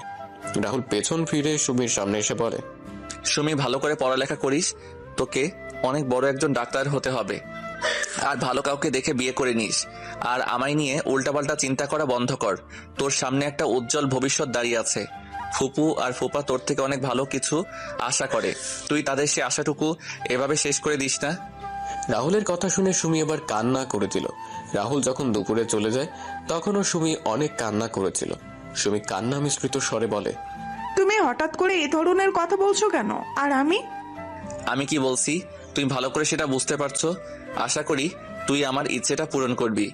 রাহুল এবার উর্মির সামনে গিয়ে বলল, ম্যাডাম, আজকে ঘটনার জন্য আমি দুঃখিত। আমি জানি আপনার উপর এভাবে হাত তোলা আমার ঠিক হয়নি। আমি চাইলে সেই থাপ্পড়গুলো আমায় ফিরিয়ে দিতে পারেন। আমি কিছু বলবো না। উর্মি এত সময় সবার কথা শুনছিল আর সবার মুখের দিকে তাকাচ্ছিল। রাহুলের কথা শুনে রাগ হলেও কেন জানি উর্মি আজকে রাহুলের কথাগুলো শুনতে বেশ খারাপ লাগছে। তখন উর্মি বলে, যা, ক্ষমা করে দিলাম। রাহুল বেরিয়ে পড়ে বাসা থেকে। তারপর রাহুল একটা বাসে উঠে পড়ে লক্ষ্য চট্টগ্রাম যাওয়া। কিছুক্ষণ পর বাস চলা শুরু করলো চট্টগ্রামের উদ্দেশ্যে। পরের দিন সকালে বাস পৌঁছে যায় চট্টগ্রামে। রাহুল বাস থেকে নেমে একটা অফিসের উদ্দেশ্যে একটা সিএনজি নিয়ে রওনা দিল। কিছুক্ষণ সিএনজি এসে থামে একটা অফিসের সামনে। রাহুল ভাড়া মিটিয়ে অফিসের দিকে হাঁটা দিল। তখন দারোয়ান রাহুলের পথ আটকে দাঁড়ালো। দারোয়ান রাহুলকে বলে, কোথায় যাবেন আপনি? আপনার বসের সাথে দেখা করব। স্যারের সাথে দেখা করার জন্য অ্যাপয়েন্টমেন্ট নিতে হবে। না। তাহলে আজকে আপনি স্যারের সাথে দেখা করতে পারবেন না। আচ্ছা, আপনি কাগজটা আপনার স্যারের কাছে দিলেই উনি আমায় চিনতে পারবেন। আচ্ছা। রাহুলকে বসিয়ে রেখে দারোয়ান রাহুলের দেওয়া কাগজটা নিয়ে ভেতরে চলে গেল। দারোয়ান তার স্যারের কাছ থেকে অনুমতি নিয়ে তার রুমে প্রবেশ করে। তখন দারোয়ান তার স্যারকে উদ্দেশ্য করে বলে, স্যার, একটা লোক আপনার সাথে দেখা করতে চায়, কিন্তু উনি আচ্ছা অ্যাপয়েন্টমেন্ট নিয়ে আসেননি। চাচা, তাহলে বলে দাও আমি বিজি কিন্তু স্যার, এই কাগজটা দিয়ে বললেন এই কাগজটা দেখলে আপনি ওনাকে চিনতে পারবেন। আছি। আচ্ছা, দাও দেখি কাগজটা। কাগজটা পড়ে অফিসের বস দারোয়ানকে উদ্দেশ্য করে বলল, চাচা, কোথায় আছেন এখন রাহুল? রাহুলকে এই চিঠিটা যে দিয়ে গেছে সে কোথায় এখন? স্যার, ওনাকে আমি ওয়েটিং রুমে বসিয়ে আসছি। আচ্ছা, চলো। তারপর দারোয়ান আর বস মিলে ওয়েটিং রুমে এসে দেখতে পায় রাহুল বসে আছে। তখন বস রাহুলকে গিয়ে জড়িয়ে ধরে বলে, বন্ধু রাহুল, তুই কেমন আছিস? আমি ভালো আছি রে সুফিয়ান, তুই কেমন আছিস? ভালোই আছে। তোর এমন অবস্থা কেন? চাকরের অবস্থা কেমন হবে আর? আরে শালা, আবারও একই কথা বলিস। তুই কি আর এই কথাগুলো ছাড়া অন্য কথাগুলো বলতে পারিস না? যা সত্যি তাই বললাম। চল আমার রুমে, কতদিন পরে তোর সাথে দেখা। আর দারোয়ান চাচা, তুমি 2টা ঠান্ডা পাঠিয়ে দিও আমার রুমে, বল। আচ্ছা। রাহুল আর সুফিয়ান তার রুমে এসে বসে। কিছুক্ষণ পর অফিসের একটা ছেলে এসে রাহুল আর সুফিয়ানকে ঠান্ডা দিয়ে যায়। সুফিয়ান তখন রাহুলকে বলে, বন্ধু এবার তোর কি খবর? ভালো আছি, তুই কেমন আছিস? ভালো আছি বন্ধু। আজকের এই ভালো থাকার পেছনে সব অবদান তোর বন্ধু। আজকের এই ভালো থাকার পেছনে সব অবদান তোর বন্ধু। তুই যদি ওই দিন আমায় সাহায্য না করতে তাহলে আমি কখনো ভালো থাকতে পারতাম না, আর এই পজিশনে আসতেও পারতাম না। আরে শালা, তুই আমার বন্ধু, আমি তোকে সাহায্য করবো না তো কাকে করবো বল? তোর মতো বন্ধু পাওয়া ভাগ্যের ব্যাপার। মিতু আর নমি কেমন আছে? ভালো আছে ওরা। চল বাসায় চল, আজকে কতদিন পরে একসাথে। আর মিতু তো তোকে দেখলে অনেক খুশি হবে, জানিস মিতু আর আমি প্রায় তোর কথা বলি। না রে বন্ধু, তোর কাছে কিছু কাজে আসছি, সেটা হয়ে গেলে আমি চলে যাব। শালা চলে যাবে মানে? পাক্কা কয়েক মাস আমার এখানে থাকবে, দুই বন্ধু মিলে অনেক ঘোরাঘুরি করবো। চল বাসায় চল, এখন আর কোনো কথা হবে না। তারপর সুফিয়ান রাহুলকে জোর করে নিয়ে অফিস থেকে বাড়ি চলে যায়। বাসার সামনে গিয়ে রাহুল বেল বাজায়। কিছুক্ষণ পর মিতু দরজা খুলে দিল। সুফিয়ানকে দেখে মিতু বলে, কি ব্যাপার তুমি এই সময় বাড়িতে? আমি আর আমার সাথে একজন এসেছে, যাকে দেখলে তুমি অনেক খুশি হয়ে যাবে। ও আচ্ছা, তাই নাকি? তাহলে দেখি কে আছে। মিতুর কথা শুনে সুফিয়ান সরে দাঁড়ায়। তখন মিতু দেখতে পায় রাহুল দাঁড়িয়ে আছে। রাহুলকে দেখে মিতু রাহুলকে জড়িয়ে ধরে। তখন মিতু বলে, আরে রাহুল, তুই কেমন আছিস? ভালো আছি, তুই কেমন আছিস? অনেক ভালো আছি রে, আয় ভেতরে আয়। ভিতরে গিয়ে বসার পর রাহুল সুফিয়ানকে বলে, সুফিয়ান, তোর সাথে কথা ছিল, আর আমায় সিলেট ফিরতে হবে। ওই হারামি, এখন কয়েক মাস সিলেটে যাওয়া হচ্ছে না তোর। তুই এখন আমাদের সাথেই কয়েক মাস থাকবি। তা হয় না রে মিতু, আমার হাতে সময় কম, কিন্তু কাজ অনেক। আর কোনো কথা না বলে খাবার টেবিলে আয়, খাওয়া দাওয়া শেষ করে বাকি কথা হবে। রাহুল আর সুফিয়ান খাবার টেবিলে বসতেই নমি এসে রাহুলকে মামা মামা ডেকে রাহুলের কোলে উঠে যায়। রাহুল খাবার খাচ্ছে, সাথে নমিকেও খাইয়ে দিচ্ছে। মিতু আর সুফিয়ান তো অনেক খুশি রাহুলকে পেয়ে। খাওয়া দাওয়া শেষ করে রাহুল নমিকে কোলে নিয়ে সোফায় বসে, সুফিয়ানও এসে রাহুলের পাশে বসে। মিতু তার রান্না করে কাজ শেষ করে এসে রাহুল আর সুফিয়ানের সাথে আড্ডায় অংশ নিল। কিছুক্ষণ পর সুফিয়ান বলল, এখন বল আগে কি বলতে চাইছিলি? আমার তোর সাহায্যের প্রয়োজন বন্ধু, অনেক ভেবেচিন্তে আমি তোর কাছে এসেছি। কি হয়েছে বলবি তো? আর ও তোকে সাহায্য করবে না, ওর ঘাড় করবে। আরে আমি মানা করেছি কি? তুমি এর মাঝে আমার ঘাড় ধরে টানাটানি শুরু করলে। আচ্ছা বল, তুই কিরকম সাহায্য চাস? শোন তাহলে, সবকিছু খুলে বললাম জয়ের কথাগুলো। ভালো হয়েছে, উর্মির সাথে এমনটাই হওয়ার কথা ছিল। উর্মি তোর সাথে যা করেছে, জয়ের করা কাজগুলো তো কিছুই না, কিন্তু কষ্ট হচ্ছে উর্মির পরিবারের সবার জন্য। ওনারা এইভাবে এই বয়সে বাড়ি ছাড়া হবেন, এর চেয়ে আর খারাপ কিছু কি হতে পারে? তো বন্ধু, এখন আমি কি করতে হবে তুই বল। এই জয়ের কাছ থেকে আমি 1 মিনিটে সবকিছু কেড়ে নিব, তুই শুধু একবার বল। আমায় কিছু টাকা দিবি তুই? ছোট আব্বুকে নতুন একটা ব্যবসায় শুরু করে দিতাম আর কি। এই ছোট ব্যবসায় দিয়ে যদি তারা আগের পর্যায়ে যেতে পারেন তাহলে তো ভালোই হয়। চিন্তা করিস না, আমি তোর সব টাকা 2 বছরের মাঝে পরিশোধ করে দিব। তোর কি মাথা খারাপ হলো রাহুল? তুই কি বলছিস এসব? আরে আজকে যা কিছু আমাদের, তাতে তো তোর অধিকার আছে। আমি ওসব চাই না রে, আমি চাই শুধু ছোট আব্বুরা যেন তাদের আগের অবস্থানে ফিরে যায়। কি? তার জন্য একটা রাস্তা আছে আমার কাছে। কি? আর 10 দিন পরে আমার অফিসে নতুন শাখা খুলছি, তুই সেই শাখার দায়িত্ব নিয়ে নে। নতুন ব্যবসা শুরু করে তুই সুবিধা করতে পারবি না, তাই তুই আমার এই ব্যবসাটার দেখাশোনা কর। আমি তো আর কয়েক মাস পরে দুবাই শিফট হয়ে যাব। আমি দুবাই চলে গেলেও আমার বিজনেসগুলো তো দেখার কেউ নেই। তুই যদি আমার বিজনেসগুলো দেখার দায়িত্ব নিয়ে নিস তাহলে আমি শান্তিতে থাকতে পারবো। কিন্তু আমার তো আর কোনো কথা না, আমরা কয়েক মাস পরে দুবাই চলে যাব, তাই আমরা এখন কয়েকদিন জমে বেশ আড্ডা দিব। আমার কথাটা তো শুনবি তোরা। আর কোনো কথা না, যা রুমে গিয়ে রেস্ট নে। রাতে বের হব সবাই মিলে, পুরোনো দিনের সেই আড্ডাগুলো আবার জমিয়ে তুলতে হবে। এইদিকে রাহুল বাসা থেকে চলে আসার পর সবাই মন খারাপ করে বসে আছে। উর্মি একদিক দিয়ে ভালো লাগছে, আর অন্য দিক দিয়ে জয়ের প্রতি রাগ হচ্ছে। উর্মি যদি জয়কে সামনে পেত তাহলে তাকে খুন করে ফেলতো। উর্মি সবার দিকে তাকে উর্মি তার মাকে উদ্দেশ্য করে বলে, মা, তোমরা সামান্য একটা চাকরের জন্য মন খারাপ করে বসে আছো কেন? উর্মি, তোমাকে আমি কতদিন বলেছি যে রাহুলকে চাকর বলে সম্বোধন করবে না। চাকরকে চাকর বলবো না তো কি বলবো? মারে, এমন করে কেন বলছিস? ছেলেটা তো আমাদের পরিবারের একজন সদস্য। দেখছিস না ছেলেটা আমাদের বিপদে কিভাবে সবার আগে ঝাঁপিয়ে পড়েছে। নিজের ছেলে মেয়ে থাকলে এমন ভাবে কাজ করতো কিনা সেটা আমার সন্দেহ আছে। আরে চাচ্ছু, তুমি দেখছো না চাকরের বাচ্চা আমাদের সবাইকে বিপদে ফেলে কি করে পালিয়ে গেছে? আমরা যে ওকে এত বছর খাইয়ে পড়িয়ে মানুষ করলাম, তার কোনো প্রতিদান সে কোথায় দিল? সে সবার আগে নিজের কথা চিন্তা করে আমাদের সবাইকে এখানে রেখে এভাবে পালিয়ে গেছে। উর্মি, সেটা তোর ভুল ধারণা। আমার কোনো ভুল ধারণা না, ভুল ধারণা হচ্ছে তোমাদের। তোমরা ওই অনাথের বাচ্চাকে আমাদের বাড়িতে এনে এত বছর খাইয়ে এত বড় করলে, ওরা আমাদের জন্য কি করলো? আপু তুই কি বলছিস? নিজের লিমিটের ভেতরে থেকে কথা বল। রাহুলকে নিয়ে কোনো কথা বলার অধিকার তোমার নেই। তুই একটা চাকরের জন্য আমার সাথে উচ্চ গলায় কথা বলছিস? চাকরের জন্য না, তোমার ব্যবহারের জন্য বলছি। ওই চাকরকে নিয়ে কথা বলছি বলে তোর এত গায়ে লাগছে কেন? তুই আবার এই ছোট লোকটাকে ভালোবাসিস না তো? আবার হ্যাঁ ভালোবাসি ওই ছোট লোক, ওই চাকরকে। তোর কোনো সমস্যা? সামান্য হবে না, তুই একটা চাকরকে ভালোবাসিস? আমি একটা চাকরকে ভালোবাসি বললে তোমার এত সমস্যা? তাহলে তুমি যে একটা বাটপারকে ভালোবাসলে, তাহলে মামা আর মামির সমস্যা হয়নি? সুমি, তুই কিন্তু বেশি কথা বলছিস। তুমি কি করবে? সত্যি কথা বললে সবার গায়ে লাগে। সুমি, তোকে তো। উর্মি যখন সুমিকে মারার জন্য হাত উঠায় তখন ছোট আম্মু উর্মির হাত ধরে ধরে ফেলেন। তারপর ছোট আম্মু উর্মির গালে কষিয়ে একটা থাপ্পড় মারেন। তখন উর্মি বলে, মা তুমি আমায় মারলে? ওই হ্যাঁ, আমি তোকে মারলাম। এই থাপ্পড়টা তোকে অনেক আগেই মারা উচিত ছিল, তাহলে তুই এমন খারাপ বেয়াদব হয়ে উঠতি না। আমার তো মনে হয় জয় তোকে যে কথাগুলো বলেছিল সেগুলো সত্যিই বলেছে। ভাবি কি বলছো তুমি? না ভাই, ও অনেক খারাপ হয়ে গেছে। আমার মেয়ে বলে ওকে পরিচয় দিতে মনে হয় না। মা চুপ, একদম চুপ। কার জন্য আজকে তুই দাঁড়িয়ে কথা বলছিস জানিস তুই? না, জানিস না। তুই জানবি কি করে? সারা রাত তো বাবা আর মায়ের টাকা পয়সা নষ্ট করায় ব্যস্ত থাকিস। কি বলিস কি? চুপ কর তুই। আজকে তুমি আমায় থামিও না। ও যে এতদিন ছেলেটার সাথে বাজে আচরণ করেছে, তারপর ছেলেটা কোনোদিনও কিছু বলেছে ওকে নিয়ে? আজকে আমার চেয়ে ওই চাকর তোমাদের কাছে বড় হয়ে গেল মা। হ্যাঁ, বড় হয়ে গেল, কারণ ওই ছেলের জন্য তুই এখন আমাদের সামনে দাঁড়িয়ে আছিস।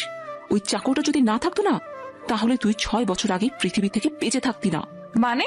তুই যে রাহুলকে চাকর বলে শত অপমান করার পরও রাহুল কেন তোকে কিছু বলে না জানিস? কেন? মনে পড়ে 6 বছর আগের কথা?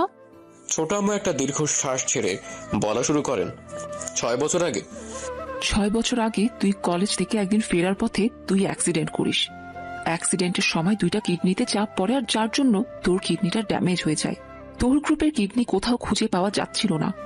তখন তো আমরা তোর আশা ছেড়ে দিয়ে বসেছিলাম। আমাদের কান্নাকাটি দেখে রাহুল একা একা ডাক্তারের সাথে গিয়ে কথা বলে। ডাক্তার রাহুলকে দেখে মানা করে দেয়, কিন্তু রাহুল ডাক্তারের পা ধরে বলে, ডাক্তার, আমার রক্ত আর উর্মির রক্তের গ্রুপ কিন্তু একই। প্লিজ আমার কিডনিগুলো নিয়ে নিন, তাহলে উর্মি বেঁচে যাবে। না, আমি পারবো না। তোমার এত কম বয়সে কিডনি ডোনেট করে বিয়াইনি। তাহলে আপনি একটা মায়ের কোল থেকে তার মেয়েকে এভাবে হারিয়ে যেতে দিবেন? আর তোমার মা বাবা? আমার মতো অনাথের আবার মা বাবা তো উর্মির বাবা। মানে?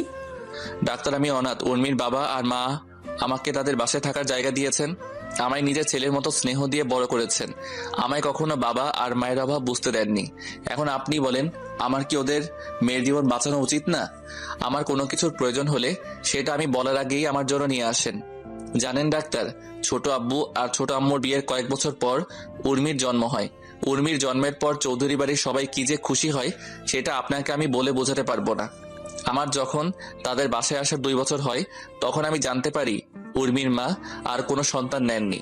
সন্তান নিলে হয়তো আমার জন্য তাদের স্নেহ ভালোবাসা কমে যাবে। চৌধুরী বাড়ির সবাইও ছিল একমত, কারণ উর্মি আর আমি ছিলাম চৌধুরী বাড়ির প্রাণ। এখন আপনি বলেন, উর্মির কিছু হলে ওই বাড়ির কেউ সেটা মেনে নিতে পারবে না।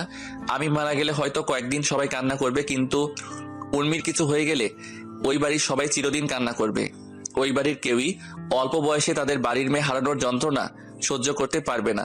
জানেন ডাক্তার, আমি ছোটবেলায় আমি মায়ের বাবার আদর পাইনি কখনো, এখন পেয়েছি। আমি সেই বাবা আর মাকে কিভাবে নিজের সামনে কষ্ট পেতে দেখতে পারি আপনি বলুন? আপনি যদি আমার কিডনি না নেন, তাহলে আমি এখন আপনার চেম্বার থেকে বের হয়ে আত্মহত্যা করা ছাড়া আমার কোনো উপায় থাকবে না। আমি ওই বাড়ির সবাইকে এইভাবে কষ্ট পেতে দেখতে পারবো না। আমার আত্মহত্যার একমাত্র কারণ হবে আপনি। কিন্তু দেখো বাবা, তুমি আমার কথা বুঝতে পারছো না। এটা কখনো সম্ভব না বাবা। আপনি আমার কথা বুঝতে পারছেন না কেন? আপনি কি চাইছেন আমার ছোট আব্বু আর ছোট আম্মু আমার চোখের সামনে এভাবে কষ্ট পাক? আমি সেটা সন্তান হয়ে কিভাবে মেনে নিব? কিন্তু ডাক্তারের পায়ে ধরে বললাম, আমি আপনার পায়ে পড়ি ডাক্তার, আপনি উর্মিকে বাঁচিয়ে দিন, তা না ছাড়া আমার মরা ছাড়া কোনো উপায় থাকবে না। আচ্ছা, আমি দেখছি। তারপর ডাক্তার নার্সকে ডেকে রাহুলের রক্তের গ্রুপ পরীক্ষা করে এক ব্যাগ রক্ত নিতে পারেন। 2 ঘন্টা পর রাহুলের অপারেশন শুরু হয়। রাহুলকে অ্যানেস্থেশিয়া দেওয়ার পরও রাহুলের পেট যখন কাটা হয়, রাহুলের শরীর তখন কেমন যেন খিচে আসছিল। তখন কিডনি বের করা হচ্ছিল, তখন রাহুলের মুখ দিয়ে ফেনা বের হয়ে আসে। রাহুলের কিডনি বের করার জন্য অপারেশন হচ্ছে, আর রাহুল শরীরটা কেমন জানি ঠান্ডা হয়ে আসছিল। তারপর রাহুল হঠাৎ করে অজ্ঞান হয়ে যায়। 3 ঘন্টার অপারেশন শেষে ডাক্তার অপারেশন থিয়েটার থেকে বের হয়। ডাক্তার উর্মির বাবা মা আর চাচার সামনে গিয়ে বলেন, চৌধুরী সাহেব, আপনার মেয়ের অপারেশন হয়ে গেছে, সে এখন বিপদমুক্ত। জ্ঞানে ফেরার আগ পর্যন্ত তাদের আইসিইউ রাখা হয়েছে। ডাক্তারের কথা শুনে 3 জনই দাঁড়িয়ে যায়। সবার মুখে হাসি ফুটে ওঠে। তখন উর্মির বাবা ডাক্তারকে বলেন, ডাক্তার, আপনারা বলেন কিডনি পাওয়া যায় কি না? কিডনি পাওয়া যায়নি, তবে একটা ছেলে তার কিডনি স্বেচ্ছায় দিয়েছে। তার 2টা কিডনি আমরা আপনার মেয়েকে আর আপনার মেয়ের কিডনিগুলা ওই ছেলেকে লাগিয়ে দিয়েছি। কিন্তু এতে তো ডাক্তার ছেলেটা মারা যাবে, তবে ছেলেটা যদি মেডিসিন নিয়মিত খায় তাহলে হয়তো কয়েকটা বছর বেশি বাঁচতে পারবে। আর ভাগ্য ভালো হবে 10-15 বছর। আপনার মেয়ের 2টা কিডনির মাঝে ডান পাশের কিডনি 40% ভালো ছিল। ডাক্তার, সেই ছেলেটা কোথায়? আমরা ছেলেটার সাথে দেখা করতে চাই, যে ছেলেটা তার জীবন বাজি রেখে আমাদের মেয়েটাকে এইভাবে বাঁচিয়ে দিল। আসুন আমার সাথে। তারপর ডাক্তার 3 জনকে নিয়ে আইসিইউতে নিয়ে গেলেন। রুমের ভিতরে ঢুকে বেডের দিকে তাকিয়ে 3 জনই শক্ট হয়ে যায়। রাহুলকে আর উর্মিকে পাশাপাশি বেডে শুয়ে থাকতে দেখে তখন চাচা ডাক্তারকে বলেন, ডাক্তার, রাহুলের কি হয়েছে? এইভাবে শুয়ে আছে যে? এই ছেলেই তো আপনার মেয়ের কিডনি ডোনেট করেছে। ডাক্তার, রাহুলের কথা শুনে আপনি ওর থেকে কিডনি নিয়ে নিলেন? আমি অনেক মানা করি, কিন্তু ছেলেটা কথা শুনি আমি বাধ্য হয়ে নিতে হয়েছি। তা বলে ডাক্তার, চৌধুরী সাহেব, এই ছেলের কথাগুলো শুনি কিছু বলার ভাষা পাইনি। ছেলেটা আপনাদের সুখের জন্য নিজের জীবনটা হাসি মুখে বিলিয়ে দিয়েছে। জানেন ছেলেটা আপনাদের নিয়ে কি বলেছে? কি বলেছে? রাহুলের বলা কথাগুলো বললাম সবাইকে। ডাক্তারের সব কথা বলছেন, তার চোখে পানি স্পষ্ট। সব শুনে ছোট আব্বু, ছোট আম্মু আর চাচার চোখে জল চলে আসে। ছোট আম্মু সব শুনে সেখানেই বসে পড়েন আর মাথায় হাত দিয়ে নীরবে চোখের জল ফেলতে লাগলেন। ছোট আব্বু আর চাচা স্ট্যাচু হয়ে দাঁড়িয়ে আছেন। রাহুল যে তাদের খুশির জন্য এভাবে নিজের জীবনটা বিলিয়ে দিবে সেটা তারা কখনো হয়তো ভাবতে পারেননি। 3 ঘন্টা পর রাহুলের জ্ঞান ফিরে ডাক্তার রাহুলকে পরীক্ষা করে কেবিনে শিফট করেন। রাহুলকে কেবিনে নিয়ে যাওয়া হলে রাহুল তার ছোট আম্মুকে বলে, ছোট আম্মু, তুমি কান্না করছো কেন? তুই চিন্তা করো না, উর্মি ঠিক হয়ে যাবে। আমি ডাক্তারের সাথে কথা বলেছি তো। তুই কেন এমনটা করলি রাহুল? আমি কি করলাম আবার? তোকে তোর কিডনিগুলো দিতে কে বলেছে? তখন রুমে প্রবেশ করে ছোট আব্বু আর চাচা।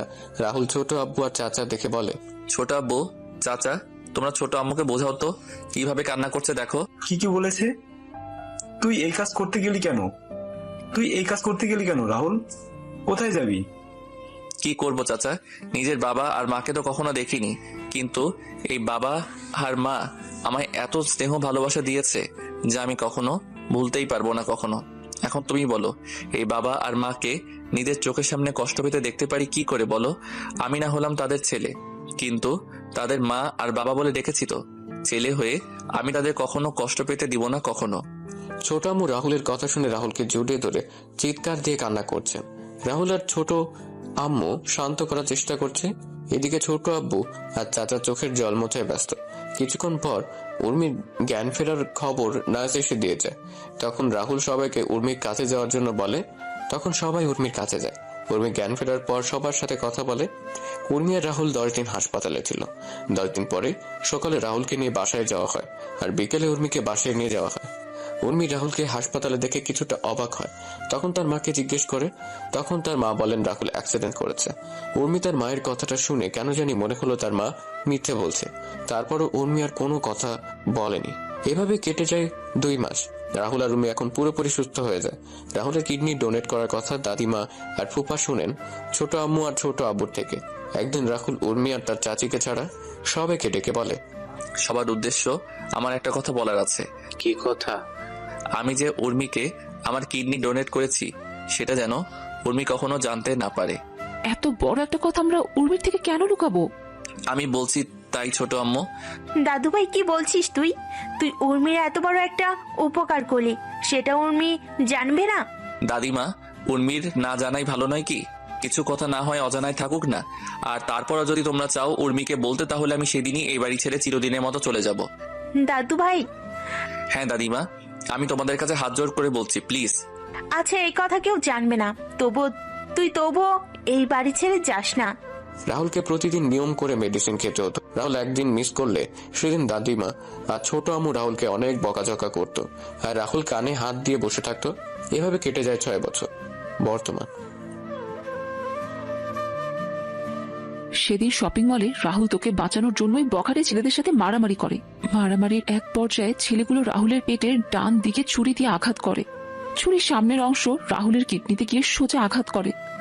রাহুল প্রথমে ব্যথা অনুভব না করলেও পরে ব্যথা অনুভব করে, যার জন্য সেদিন অজ্ঞান হয়ে যায়। রাহুলকে নিয়ে হাসপাতালে যাওয়া হলে ডাক্তার অপারেশন করার পর আমাদের সেদিন কি বলেছিল তুই জানিস? ছোট আম্মুর মুখে এমন কথা শুনে উপস্থিত সবার চোখে জল। উর্মির চোখ দিয়ে জল পড়ছে অনবরত। উর্মির চোখের জল মুছে তার মাকে কান্না মিশ্রিত কণ্ঠে বলে, মা, সেদিন তো তোমরা কিছু বলনি, কিন্তু আজকে বলো ডাক্তার সেদিন কি বলেছিল? সেদিন ডাক্তার বলেছিল, দেখুন, ছুরির আঘাতটা বেশি গভীর। আমি আপনাদের আগেই বলেছিলাম, রাহুলের যদি কোনো আঘাত লাগে পেটের ডান পাশে, তাহলে কিন্তু সেটা রাহুলের জীবনে ঝুঁকিতে চলে যাবে। মেডিসিনের কারণে কিডনির অবস্থা আগের মতোই ছিল, কিন্তু ছুরির আঘাতে রাহুলের কিডনি 40% থেকে 20% কমে আসছে। এখন সে কোন সময় রাহুলের কোনো কিছু হয়ে যেতে পারে। হয়তো রাহুল। ডাক্তার, আমার ছেলেটাকে আমার কাছে ফিরিয়ে দিন। যত টাকা লাগবে আমি আপনাকে দিব, তবু আমার ছেলেটাকে আমার কাছে সুস্থ করে দিন। দেখুন, এখানে টাকার কথা উঠছে না। রাহুলের গ্রুপের কিডনি কি এতদিনও পাওয়া যায়নি ডাক্তার? দেখুন চৌধুরী সাহেব, রাহুলের কিডনির গ্রুপটা খুব রিয়ার একটা গ্রুপ। আমরা চেষ্টা করে যাচ্ছি, যেটা পাচ্ছি সেটা রাহুলের কিডনি থেকে। সে কিডনির অবস্থা অনেক খারাপ। এখন রাহুলকে আপনাদের নজরে রাখা উচিত। যত সম্ভব রাহুলকে সব ধরনের সমস্যা থেকে রাহুলকে দূরে রাখতে হবে। তা না হলে রাহুলের হয়তো আমরা চিরকালের মতো হারিয়ে ফেলবো। আমরা সেদিন নিরুপায় হয়ে ডাক্তারের চেম্বার থেকে বের হয়ে আসি। কয়েকদিন পরে রাহুল জানতে পারে তোর জীবনের ঝুঁকি আছে। তখন সেটা তোর বাবাকে জানায়। তো বাবা তোর কথা আর রাহুলের কথা চিন্তা করে তোদের ফুপুর বাসায় পাঠিয়ে দেয়। তুই একটু আগে বললি না রাহুল আমাদের জন্য কি করেছে? রাহুল আমাদের জন্য, তোর জন্য নিজের জীবনটা বিলিয়ে দিয়েছে। রাহুল জানতো সে আর এই পৃথিবীতে বেঁচে নেই। সেটা জানার পর নিজের অসুস্থ শরীর নিয়ে বেরিয়ে পড়েছে আমাদের জন্য কিছু করার জন্য। রাহুল এই বয়সে আমাদের জন্য অনেক কিছু করেছে, যা নিজের সন্তানও কখনো করবে না। জানিস, তোর এত অপমান সহ্য করেও রাহুল কেন কিছু বলতো না? কেন কিছু বলতো না? কারণ রাহুল ছোট থেকে তোকে পছন্দ করত, সেটা আমরা সবাই জানতাম। রাহুল সেটা আমাদের তোকে বলতে নিষেধ করে। আমরা রাহুলের কথা শুনে অনেক খুশি ছিলাম। আমরা যখন জানতে পারি তখন তুই বিদেশে চলে গেলি, আর তুই যখন দেশে ফিরে এসে বললি তুই জয়কে ভালোবাসিস, সেদিন রাহুলের চোখে জল দেখেছিলাম। আমি তখন রাহুলকে বললাম তার মনের কথা তোকে বলার জন্য। তখন রাহুল বলে, না ছোট আম্মু, উর্মি যখন অন্য কাউকে ভালোবাসে তাকে নিয়ে সে সুখী থাকুক। আমি না হয় তাকে দূর থেকে ভালোবেসে যাব। সব ভালোবাসা পূর্ণতা পায় না ছোট আম্মু। কথাগুলো বলেই ছোট আম্মু দীর্ঘ একটি নিঃশ্বাস নিলেন। সবার চোখে জল স্পষ্ট। উর্মি চিৎকার করে কান্না করছে আর ওর মাকে বলছে, মা, এতদিন কেন বললে না তুমি? রাহুল আমার সামনে যখন ছিল তখন কেন বললে না? আমি রাহুলের সাথে এমন কোনো আচরণ কখনো করতাম না। রাহুল বাড়ি ছেড়ে চলে যাবে আমাদের ভয় দেখিয়েছিল। এরকম পরিস্থিতি তৈরি হবে তখন কি জানতো আমরা? তোকে কিছুই বলতাম না, কিন্তু তোর আজকের ব্যবহারের জন্য বলতে বাধ্য হলাম। জানি না ছেলেটা কোথায় আছে, কি করছে। না, আমি আমার স্বামীর কিছু হতে দিব না। আমি বেঁচে থাকতে আমি আমার স্বামীকে এভাবে হারিয়ে যেতে দিব না। আমি রাহুলকে এবার খুঁজে আমার কাছে নিয়ে আসব। আমার করা সব কাজের জন্য ক্ষমা চাইবো। ও যদি ক্ষমা না করে তারপরও আমি ওর পায়ের কাছে পড়ে থাকবো। উর্মির কথা শুনে সবাই চোখ বড় করে উর্মির দিকে তাকায়। তখন দাদিমা উর্মিকে বলেন, দিদি ভাই তোর স্বামী মানে? দাদিমা, রাহুল আমার স্বামী। রাহুল তোর স্বামী হলে কি করে? আপু, কি বলছিস তুই? তুই তো রাহুলকে সহ্য করতে পারিস না, তাহলে রাহুল তোর স্বামী হলো কি করে? এখন সব শুনে মিথ্যা বলা শুরু করে দিয়েছিস। কয়েকদিন আগে আমার আর রাহুলের বিয়ে হয়েছে পাশের এলাকার একটা মসজিদে। কি বলিস? একটু ক্লিয়ার করে বলতো উর্মি। বাবা, কয়েকদিন আগে আমরা একটা কাজে যাই। সেইখান থেকে আসতে রাত হয়ে যায়। রাস্তায় কয়েকটা বখাটে আমাদের রাস্তা আটকে দাঁড়ায়। রাহুল তখন ছেলেগুলোকে মারতে থাকে। মারামারির এক পর্যায়ে বখাটেদের সাথে তার বন্ধুরা এসে যোগ দেয়। আমরা তখন ভয়ে দৌড়ে পালাতে থাকি। উর্মি কথাগুলো বলে আবার কান্না শুরু করে। সবাই তো উর্মির কথাগুলো শুনে খুশি হয়ে যান। তখন সুমি বলে, না, এটা হতে পারে না। আমি রাহুলকে ভালোবাসি, রাহুল শুধু আমার। রাহুল আমার বিয়ে করার স্বামী। আমি রাহুলকে কোরআনকে সাক্ষী রেখে বিয়ে করেছি। রাহুল শুধু আমার। সুমি, কি হচ্ছে কি? মা, আমি রাহুলকে। চুপ করবে সুমি। উর্মি সেখান থেকে গিয়ে রাহুলের নাম্বারে কল দিল, কিন্তু রাহুলের ফোন বন্ধ। উর্মি বারবার ফোন দিচ্ছে, কিন্তু রাহুলের ফোন বারবার বন্ধ বলছে। উর্মির এবার ভয় হতে লাগলো, ভয় যেন উর্মিকে গ্রাস করে নিচ্ছে। উর্মি একটু আশা নিয়ে আবার কল দিল, কিন্তু ফোন বন্ধ। উর্মি ফোনটা হাত থেকে ছুঁড়ে মারে মেঝেতে। উর্মি মাথায় হাত দিয়ে বসে পড়ে। উর্মির মনে হতে থাকে সে কতবার রাহুলকে অপমান করেছে, আঘাত করেছে। উর্মি নিজের কাজের জন্য অনুশোচনা করছে। উর্মি তাড়াতাড়ি করে বসা থেকে দাঁড়িয়ে নিচে নেমে এসে তার মা আর বাবাকে বলে, মা, বাবা, রাহুলের ফোন বন্ধ আসছে। আমি কল দিয়ে যাচ্ছি, কিন্তু ফোন বন্ধ আসছে। বাবা মা, তোমরা রাহুলকে আমার কাছে নিয়ে আসো। আমি আমার সকল কাজের জন্য আমি ক্ষমা চেয়ে নিব। আমি আর কখনো এমন আচরণ করব না ওর সাথে। উর্মি কান্না করতে করতে বসে পড়ে। দাদিমা উর্মিকে ধরে রেখে বলেন, দিদি ভাই, চিন্তা করিস না। রাহুল দাদু ভাই খুব তাড়াতাড়ি ফিরে আসবে। বড় খোকা, ছোট খোকা আর জামের বাবা, তোমরা রাহুলকে তাড়াতাড়ি খুঁজে বের করে নিয়ে আসো। দিদি ভাই, তুই চিন্তা করিস না। দিদি ভাই, তুই চিন্তা করিস না। আমি ওদের বলেছি, ওরা রাহুলকে খুঁজে নিয়ে আসবে। ছোট আব্বু, চাচা আর ফুপা রাহুলের খোঁজে বেরিয়ে পড়েন। শত চেষ্টা করেও রাহুলের খোঁজ না পেয়ে তারা অসহায়ের মতো ফিরে আসেন। উর্মিও পাগলামি শুরু করে। এদিকে রাহুল, সুফিয়ান, মিতু আর নমির সাথে বেশ আনন্দের দিন কাটাচ্ছে। শত আনন্দের মাঝেও রাহুলের সবার কথা মনে পড়ে উর্মির কথাগুলো। রাহুল চট্টগ্রাম এসে তার ফোন থেকে পুরাতন সিম খুলে নতুন অ্যাক্টিভ করে নেয়। রাহুল ঠিক করে নেয় সে যতদিন পর্যন্ত জয়ের কাছ থেকে চৌধুরী বাড়ির সকল সম্পত্তি ফিরিয়ে না আনছে ততদিন সে কারোর সাথে যোগাযোগ করবে না। এভাবে কেটে যায় 1 মাস। সুফিয়ান, মিতু আর নমি চলে যায় দুবাই। রাহুল সিলেটের অফিসের দায়িত্ব নেয়। এদিকে উর্মি রাহুলের কোনো খোঁজ না পেয়েও হাল ছাড়েনি। উর্মি সহ বাকি সবাই রাহুলের খোঁজ এখনো করে যাচ্ছে। এভাবে কেটে যায় 5 বছর। আজকে রাহুল বাংলাদেশের টপ বিজনেসম্যানদের মাঝে রাহুল একজন। রাহুলের কাছে এখন যা টাকা পয়সা, বাড়ি গাড়ি আছে, তাতে জয়ের মতো কয়েকশো জয়কে কেনা যাবে। রাহুল এখন তারা খেলা শুরু করে দিল। রাহুল তার পিএকে বলে, রাজীব, কালকে থেকে জয়ের কোম্পানির সকল অর্ডার আমরা যাতে পেতে পারি সেই ব্যবস্থা করো। স্যার, আমি দেখছি বললে হবে না রাজীব। 2 মাসের ভিতরে আমি জয়কে রাস্তায় দেখতে চাই। জয়কে যারা অর্ডার দেয় তাদের একটা লিস্ট করে আমার কাছে দুপুরের আগে দাও। আমি সবার সাথে কথা বলে আমাদের তৈরি করা প্রোডাক্টের স্যাম্পল তাদের দিয়ে আসবো। স্যার, আমি নিয়ে আসছি কিছুক্ষণের মধ্যে। রাজীব রুম থেকে বেরিয়ে গিয়ে লিস্ট তৈরি করতে থাকে। তখন রাহুল তার উকিলকে কল দিয়ে বলে একটা ডিভোর্স পেপার রেডি করার জন্য। উকিলের সাথে কথা বলে রাহুল ফোন কেটে দিয়ে সুফিয়ানকে কল দিল। সুফিয়ান ফোন রিসিভ করে বলে, হ্যাঁ বন্ধু, বল। সকল হিসাব দেখে নিয়েছিস তো তুই? রাহুল, তোকে না বলছি এই কোম্পানি আমি তোর নামে লিখে দিয়ে আসছি, তাহলে কেন আমায় সবকিছুর হিসাব দিচ্ছিস? বন্ধু, কোনো কিছু আমার না, এইগুলো তোর আছে, তোর থাকবে। শালা, তোরে যদি হাতের কাছে পেতাম কি করতি? ভর্তা করে দিতাম। ও আচ্ছা, মিতু আর নমি কেমন আছে? মিতু নমিকে খাইয়ে দিচ্ছে। বন্ধু, কালকে থেকে জয়ের পতন শুরু হবে। তাহলে তো ভালোই। তোরা কবে আসছিস বাংলাদেশে? দেখি, শিওর বলতে পারছি না। তোদের দেখার খুব ইচ্ছে করছে, যদি পারিস তাহলে আসিস। আচ্ছা আচ্ছা, রাখছি তাহলে। আচ্ছা। রাহুল ফোনটা রেখে ক্যান্টিনে চলে যায়। রাহুল ক্যান্টিন থেকে খাওয়া দাওয়া করে আবার কাজ করতে থাকে। রাহুল কাজ করছিল তখন রাজীব রুমে আসে আর বলে, স্যার, এই যে লিস্টগুলো দেখে বুঝতে পারলাম বেশিরভাগ অর্ডার দুবাই থেকে এসেছে, আর কয়েকটা অর্ডার ইন্ডিয়া থেকে। দুবাই একটা কোম্পানির অর্ডার দেখে আমার চোখ আটকে গেল। আমি ফোন নিয়ে সুফিয়ানকে কল দিলাম। সুফিয়ান ফোন রিসিভ করতেই আমি সুফিয়ানকে বললাম, তুই কি এখন ফ্রি আছিস? তোর সাথে কথা বলার জন্য আমি সবসময় ফ্রি আছি, বল কি বলবি? দুবাইয়ের একটা কোম্পানি জয়ের কোম্পানিকে 10,500 কোটি টাকার অর্ডার দিয়েছে। কি বলছিস কি তুই? এটা দেখে আমিও তো অবাক হয়ে গেছি। কোম্পানির নাম কি? আরজি কোম্পানি। কি? হ্যাঁ, আজকে রাতে তো আরজি কোম্পানির সাথে আমার মিটিং আছে। তাহলে তো ভালোই। শোন, তোকে একটা কাজ করতে হবে আমার। আমি বুঝে গেছি কি করতে হবে, তুই চিন্তা করিস না। আজকে আমি ওই কোম্পানি জয়ের সাথে চুক্তি বাতিল করে তোর সাথে চুক্তিতে যাবে। ধন্যবাদ বন্ধু। আর কোনো কোম্পানি আছে কি? বাকিটা আমি সামলে নিব বন্ধু, তুই শুধু এই কাজটা করে দে। চিন্তা করিস না, কালকে সকালে একটা মেল তোর কাছে যাবে।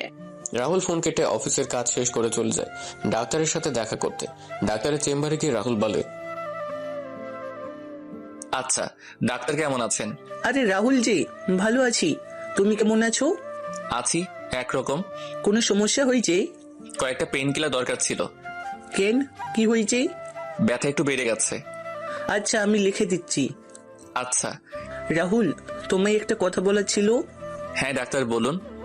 উর্মি এই হাসপাতালে আসে আর তোমার খোঁজ করে কালকেও এসেছিল। আর কত লুকোচুরি খেলবি? এবার তো তাদের সামনে দাঁড়াতে পারো গিয়ে। সবাই তোমার আশা ছেড়ে দিলেও উর্মি তোমায় খুঁজে যাচ্ছে। মেয়েটা চেহারা কেমন যেন রুক্ষ হয়ে গেছে। উর্মির দিকে তাকালে কেমন জানি মায়া হয়। যাবো ডাক্তার, আর 2 মাস পরে আমি তাদের সামনে গিয়ে দাঁড়াবো। যত তাড়াতাড়ি পারো তাদের সাথে দেখা করো। রাহুল প্রেসক্রিপশন নিয়ে ডাক্তারের রুম থেকে বেরিয়ে এলো। রাহুল একটা দোকান থেকে মেডিসিন কিনে গাড়িতে উঠতে যাবে, তখন রাহুল কারোর সাথে ধাক্কা লাগে। রাহুল তাকিয়ে দেখতে পায় একটা মেয়ে। রাহুল ভালো করে তাকিয়ে দেখলো এটা সুমি। রাহুল সরি বলে সেখান থেকে চলে আসছিল, তখন লোকটাকে আমি সরি বলতে যাব, তখন তাকিয়ে দেখলাম কেমন জানি পরিচিত মনে হচ্ছিল। আমি একটু ভালো করে লোকটার পা থেকে মাথা পর্যন্ত খেয়াল করলাম। লোকটাকে দেখে রাহুলের মতো মনে হচ্ছিল। আমি তখন বললাম, রাহুল, এই রাহুল। আমি সুমির কথার কোনো উত্তর না দিয়ে আমি আমার গাড়ির কাছে চলে এলাম, আর মেয়েটা পিছন থেকে আমায় ডাকছে আর আমার পিছন পিছন আসছে। রাহুল দাঁড়াও, রাহুল একটিবার দাঁড়াও প্লিজ রাহুল। আমি তাড়াতাড়ি করে গাড়িতে উঠে গাড়ি স্টার্ট দিয়ে সেখান থেকে চলে এলাম। আমি আমার মনের সুখে গাড়ি চালাচ্ছিলাম, তখন খেয়াল করলাম একটা গাড়ি আমায় ফলো করছে। আমি গাড়িটার দিকে একটু ভালো করে তাকিয়ে দেখলাম গাড়িটা সুমির গাড়ি। আমি তাড়াতাড়ি করে গাড়ির স্পিড বাড়িয়ে দিলাম। কিছুক্ষণ পর আমি বাসায় এসে নিজের রুমে চলে গেলাম। এইদিকে সুমি কিছু দূর রাহুলের গাড়িকে ফলো করলেও কিছু সময় পর রাহুলের গাড়ি আর খুঁজে পায়নি। সুমি বাসায় ফিরে উর্মিকে ডাকতে শুরু করে, উর্মি আপু, উর্মি আপু, আপু কোথায় তুই? সুমির চিৎকার শুনে সবাই ড্রয়িং রুমে চলে আসে। উর্মি নিচে এসে সুমিকে বলে, কি রে, তুই এত চিৎকার করছিস কেন? আপু আজকে আমায় নাচতে ইচ্ছে করেছে। তুই এই কথা বলার জন্য চিৎকার দিয়ে বাড়ি মাথায় তুলে নিয়েছিস? আরে আপু, আমি আজকে তোকে যা বলবো সেটা শুনে তুইও নাচতে শুরু করবি আর বাড়ি মাথায় তুলে নিবি। সুমি, কি বলবি সেটা বল। এত হেয়ালি করছিস কেন? আমি আজকে হাসপাতাল থেকে ফেরার পথে একজনের সাথে আমার দেখা হয়েছে। তার নাম শুনলে তোমরাও চমকে যাবে। আরে বলবি তো, কার সাথে দেখা হয়েছে? আমার ছেলে মানে? সুমি, কাকে দেখে এসে এত লাফাচ্ছিস? তোমার ছেলেকে দেখে। বড় মামি। কাকে দেখেছিস একটু ক্লিয়ার করে বলবি? হাসপাতাল থেকে আমি ফেরার সময় দাদিমার মেডিসিন কেনার জন্য আমি একটা ফার্মেসিতে যাই। মেডিসিন কিনে আমি যখন বের হতে যাব তখন আমি রাহুলকে দেখতে পাই। কি? হ্যাঁ আপু, জানিস আমি পেছন থেকে অনেকবার ডাকলাম কিন্তু রাহুল একবারও পেছনে তাকায়নি। আমি গাড়ি নিয়ে রাহুলের গাড়ির পেছনে, কিন্তু রাহুল হয়তো সেটা বুঝতে পেরে গাড়ির স্পিড বাড়িয়ে কোথায় হারিয়ে যায়। কি বলছিস কি? আমার ছেলে এখনো? সুমি, তুই সত্যি বলছিস তো না মজা করছিস? আপু এই দেখ, আমি ফার্মেসি থেকে রাহুলের গাড়ি ওঠার ভিডিও করেছি। সবাই ভিডিওতে স্পষ্ট দেখতে পায় রাহুলকে।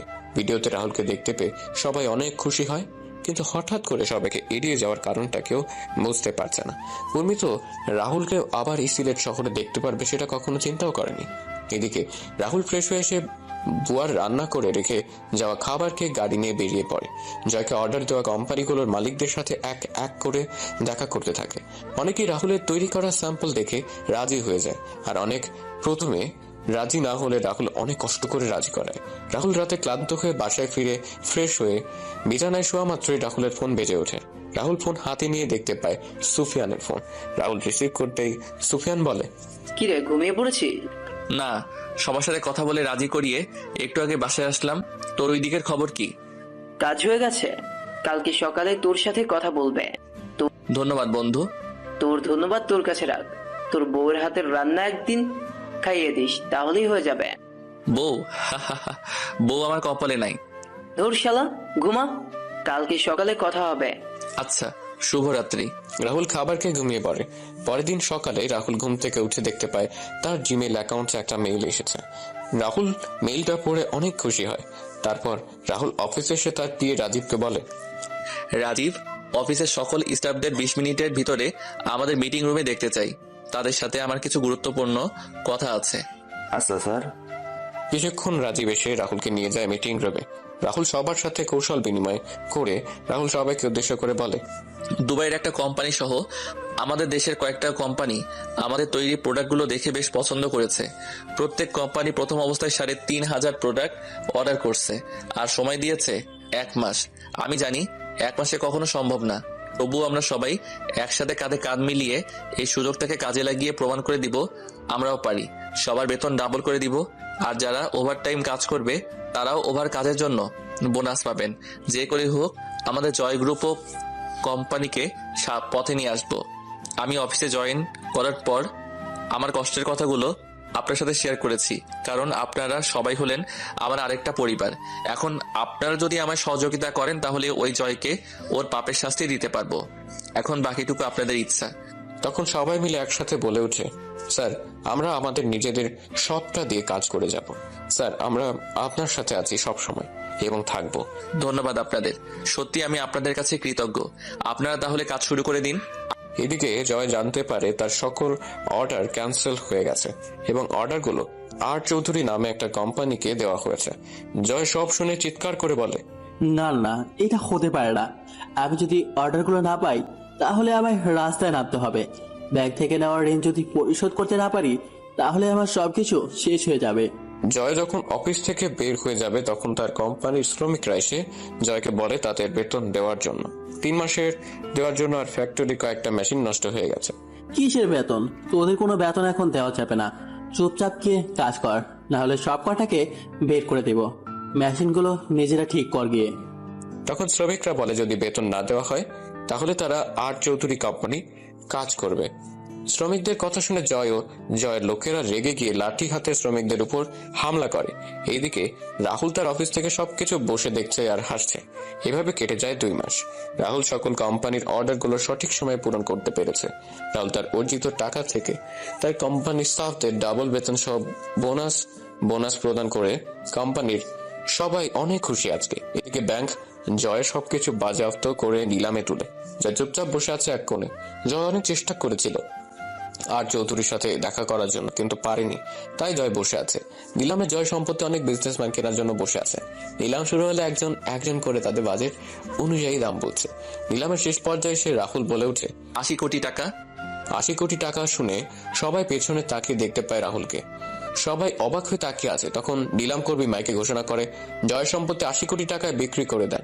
রাহুল টাকা পরিশোধ করে কাগজ বুঝে নিয়ে যখন চলে যাবে তখন জয় রাহুলের সামনে এসে বলে, কে তুই?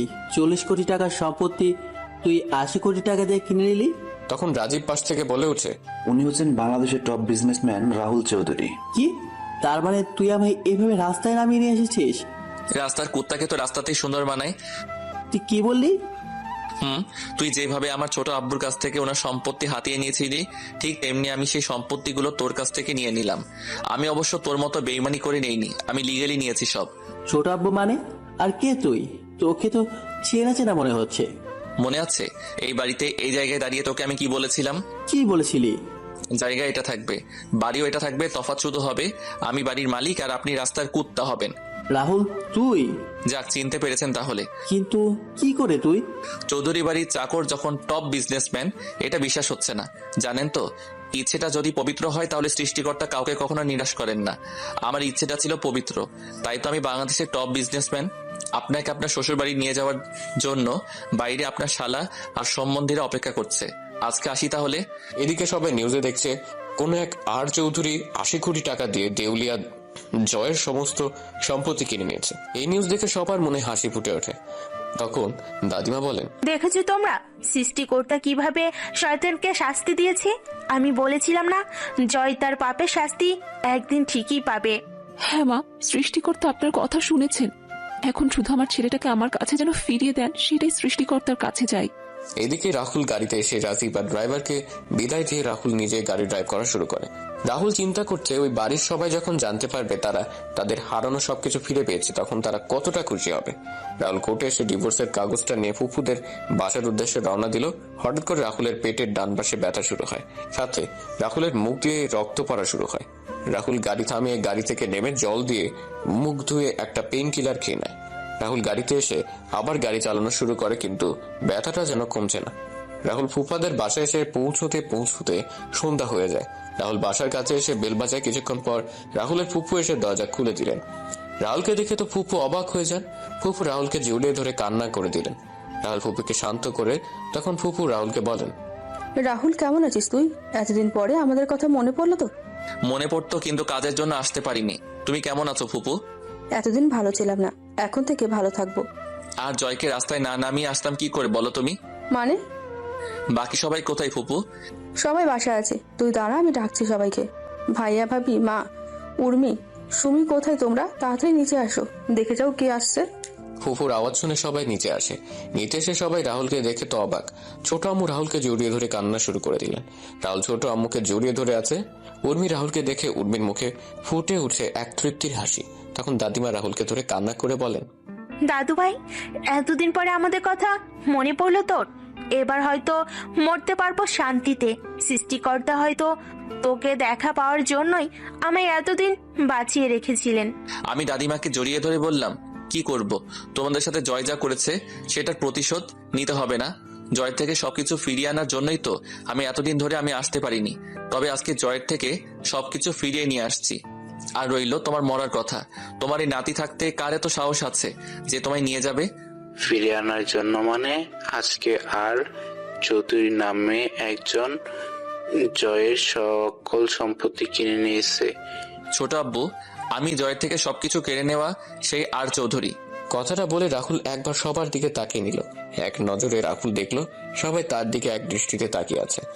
তখন রাহুল তার সাথে আনা সুটকেস থেকে একটা ফাইল বের করে। তার ছোট আব্বু বলে, ছোট আব্বু, এই ফাইলটা নাও। এটা কিসের ফাইল? জয় যা তোমার কাছ থেকে বেইমানি করে নিয়েছিল, আমি সেইগুলো আবার তোমার কাছে ফিরিয়ে দিলাম। তোমারই ছেলে তোমাকে বলেছিল তোমার হারানো সবকিছু ফিরিয়ে দিব। এই নাও তোমার হারানো সবকিছু। রাহুলের কথা শুনে অবাক হয়ে আছে, কেউ কিছু বলছে না। তখন ছোট আম্মু রাহুলকে বললেন, কিন্তু তুই কি করে এসব করলি? খান গ্রুপ অব কোম্পানির মালিক ইসলাম খানের ছেলে হলো আমার বন্ধু সুফিয়ান। সুফিয়ানের সাথে আমি চট্টগ্রামে দেখা করি, তারপর সুফিয়ানকে সবকিছু খুলে বলি। তখন সুফিয়ান সব শুনে আমায় সাহায্য করে। তারপর আমি এই পর্যায়ে আসি। ছোট আম্মু, আমি চলে যাব একটু পরেই। রাহুলের কথা শুনে উর্মির মুখটা কালো হয়ে যায়। উর্মি সেখান থেকে তার রুমে চলে যায়। উর্মি চলে যাওয়া রাহুলের চোখ এড়ায়নি। রাহুল একবার উর্মির যাওয়ার দিকে তাকিয়ে আবার সবার দিকে মনোযোগ দিল। কোথায় যাবি তুই? কোথায় যাবি? কোথায় যাব জানি না, তবে হয়তো অনেক দূরে চলে যাব। রাহুল কথাটা বলে সুমির সামনে গিয়ে বলে, কিরে ফাজিল, কেমন আছিস? আর কয়েকদিন পরে তো ডাক্তার হয়ে যাবি তুই। তোমার সাথে আমার কোনো কথা নাই। ওয়েট, তুমি জানলে কি করে? আমি সব জানি। এখন বল, আমার সাথে কথা বলবি না কেন? 2 মাস আগে তোমাকে কতবার ডাকছিলাম, কিন্তু তুমি কি করলে? আমার কোনো কথার ডাক না শুনেই চলে গেলে। আচ্ছা, আমার ভুল হয়েছে, আমায় ক্ষমা করে দিন। না, কোনো ক্ষমা নাই।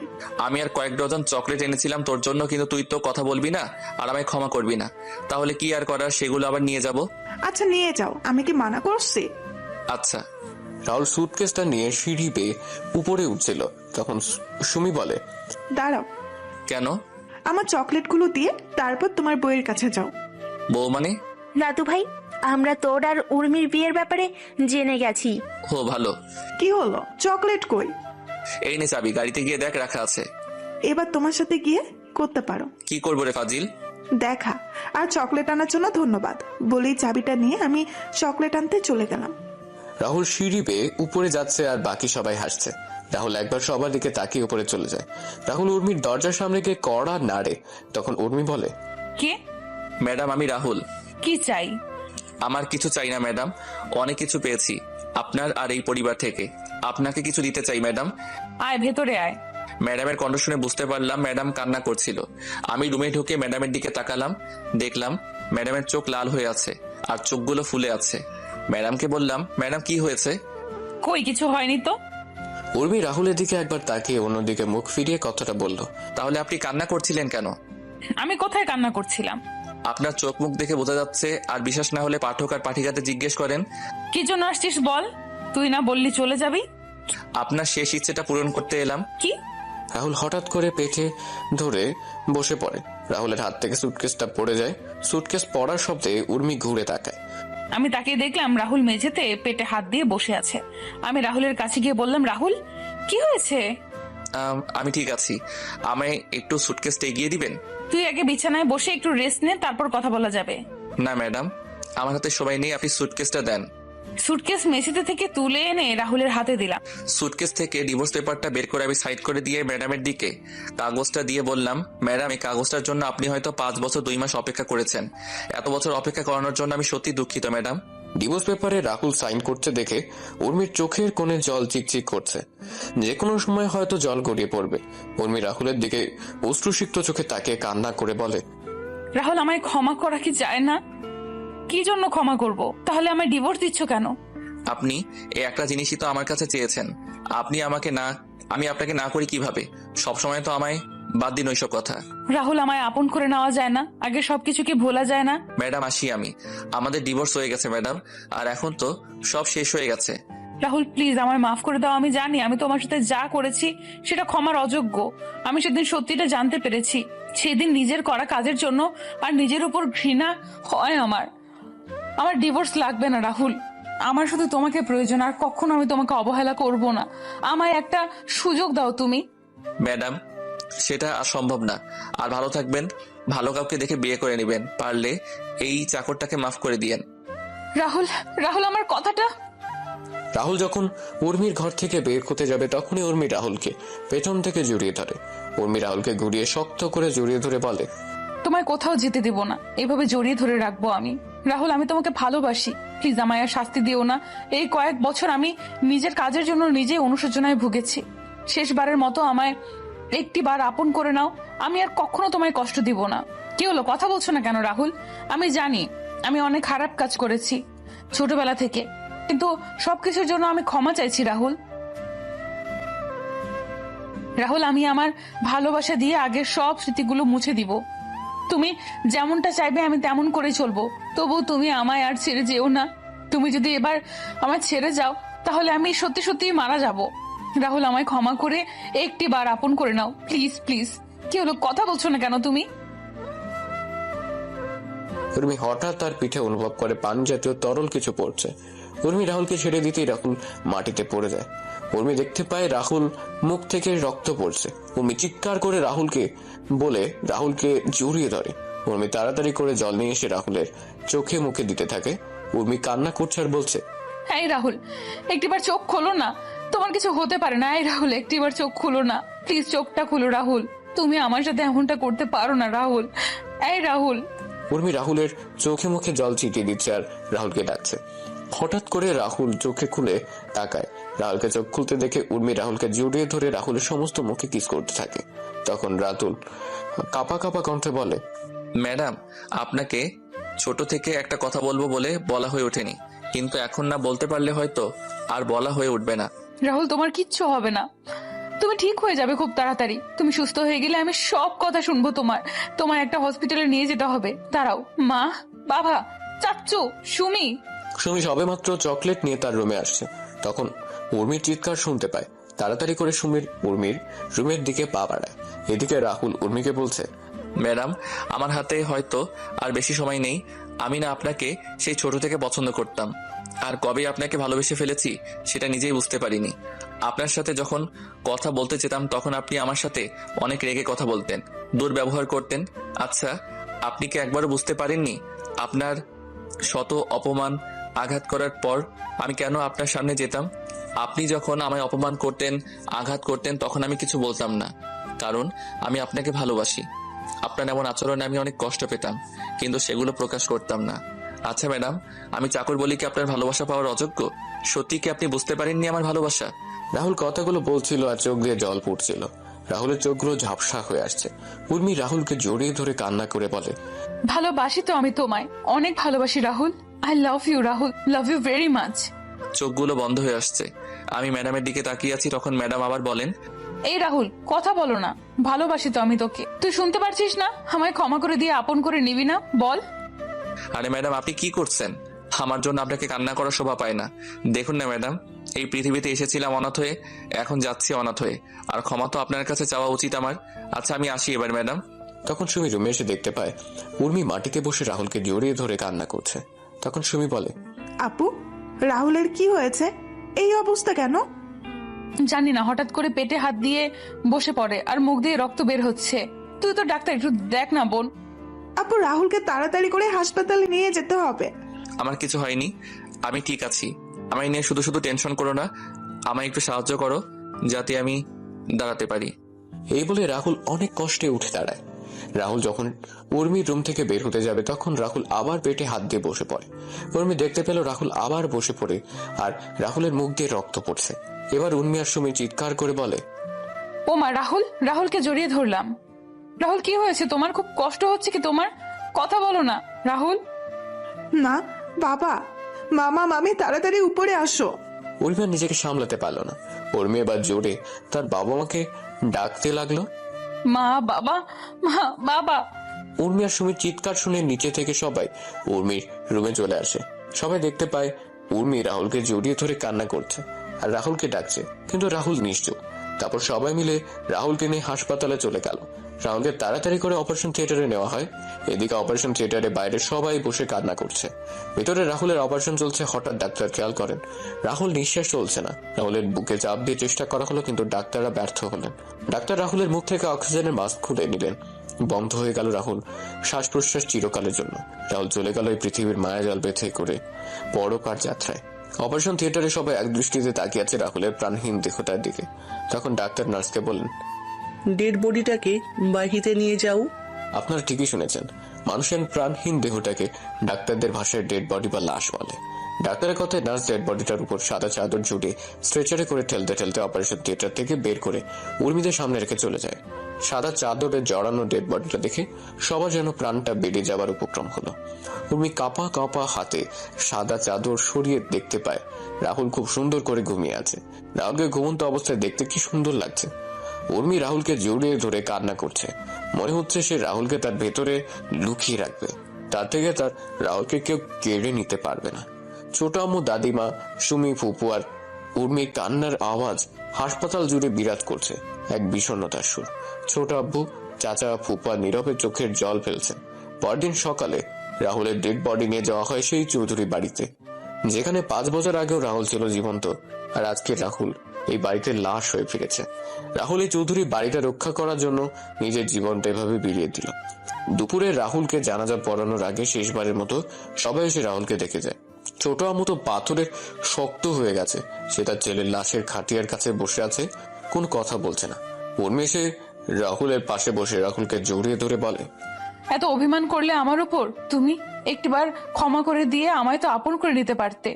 আমি তো অনেক খারাপ, তাই তো তুমি আমায় এইভাবে ছেড়ে চলে গেলে। কি শান্তির ঘুম ঘুমাচ্ছ, তাই না? তারপর রাহুলকে নিয়ে যাওয়া হয় মসজিদে। জানাজা পড়িয়ে নিয়ে যাওয়া হয় কবরস্থানে।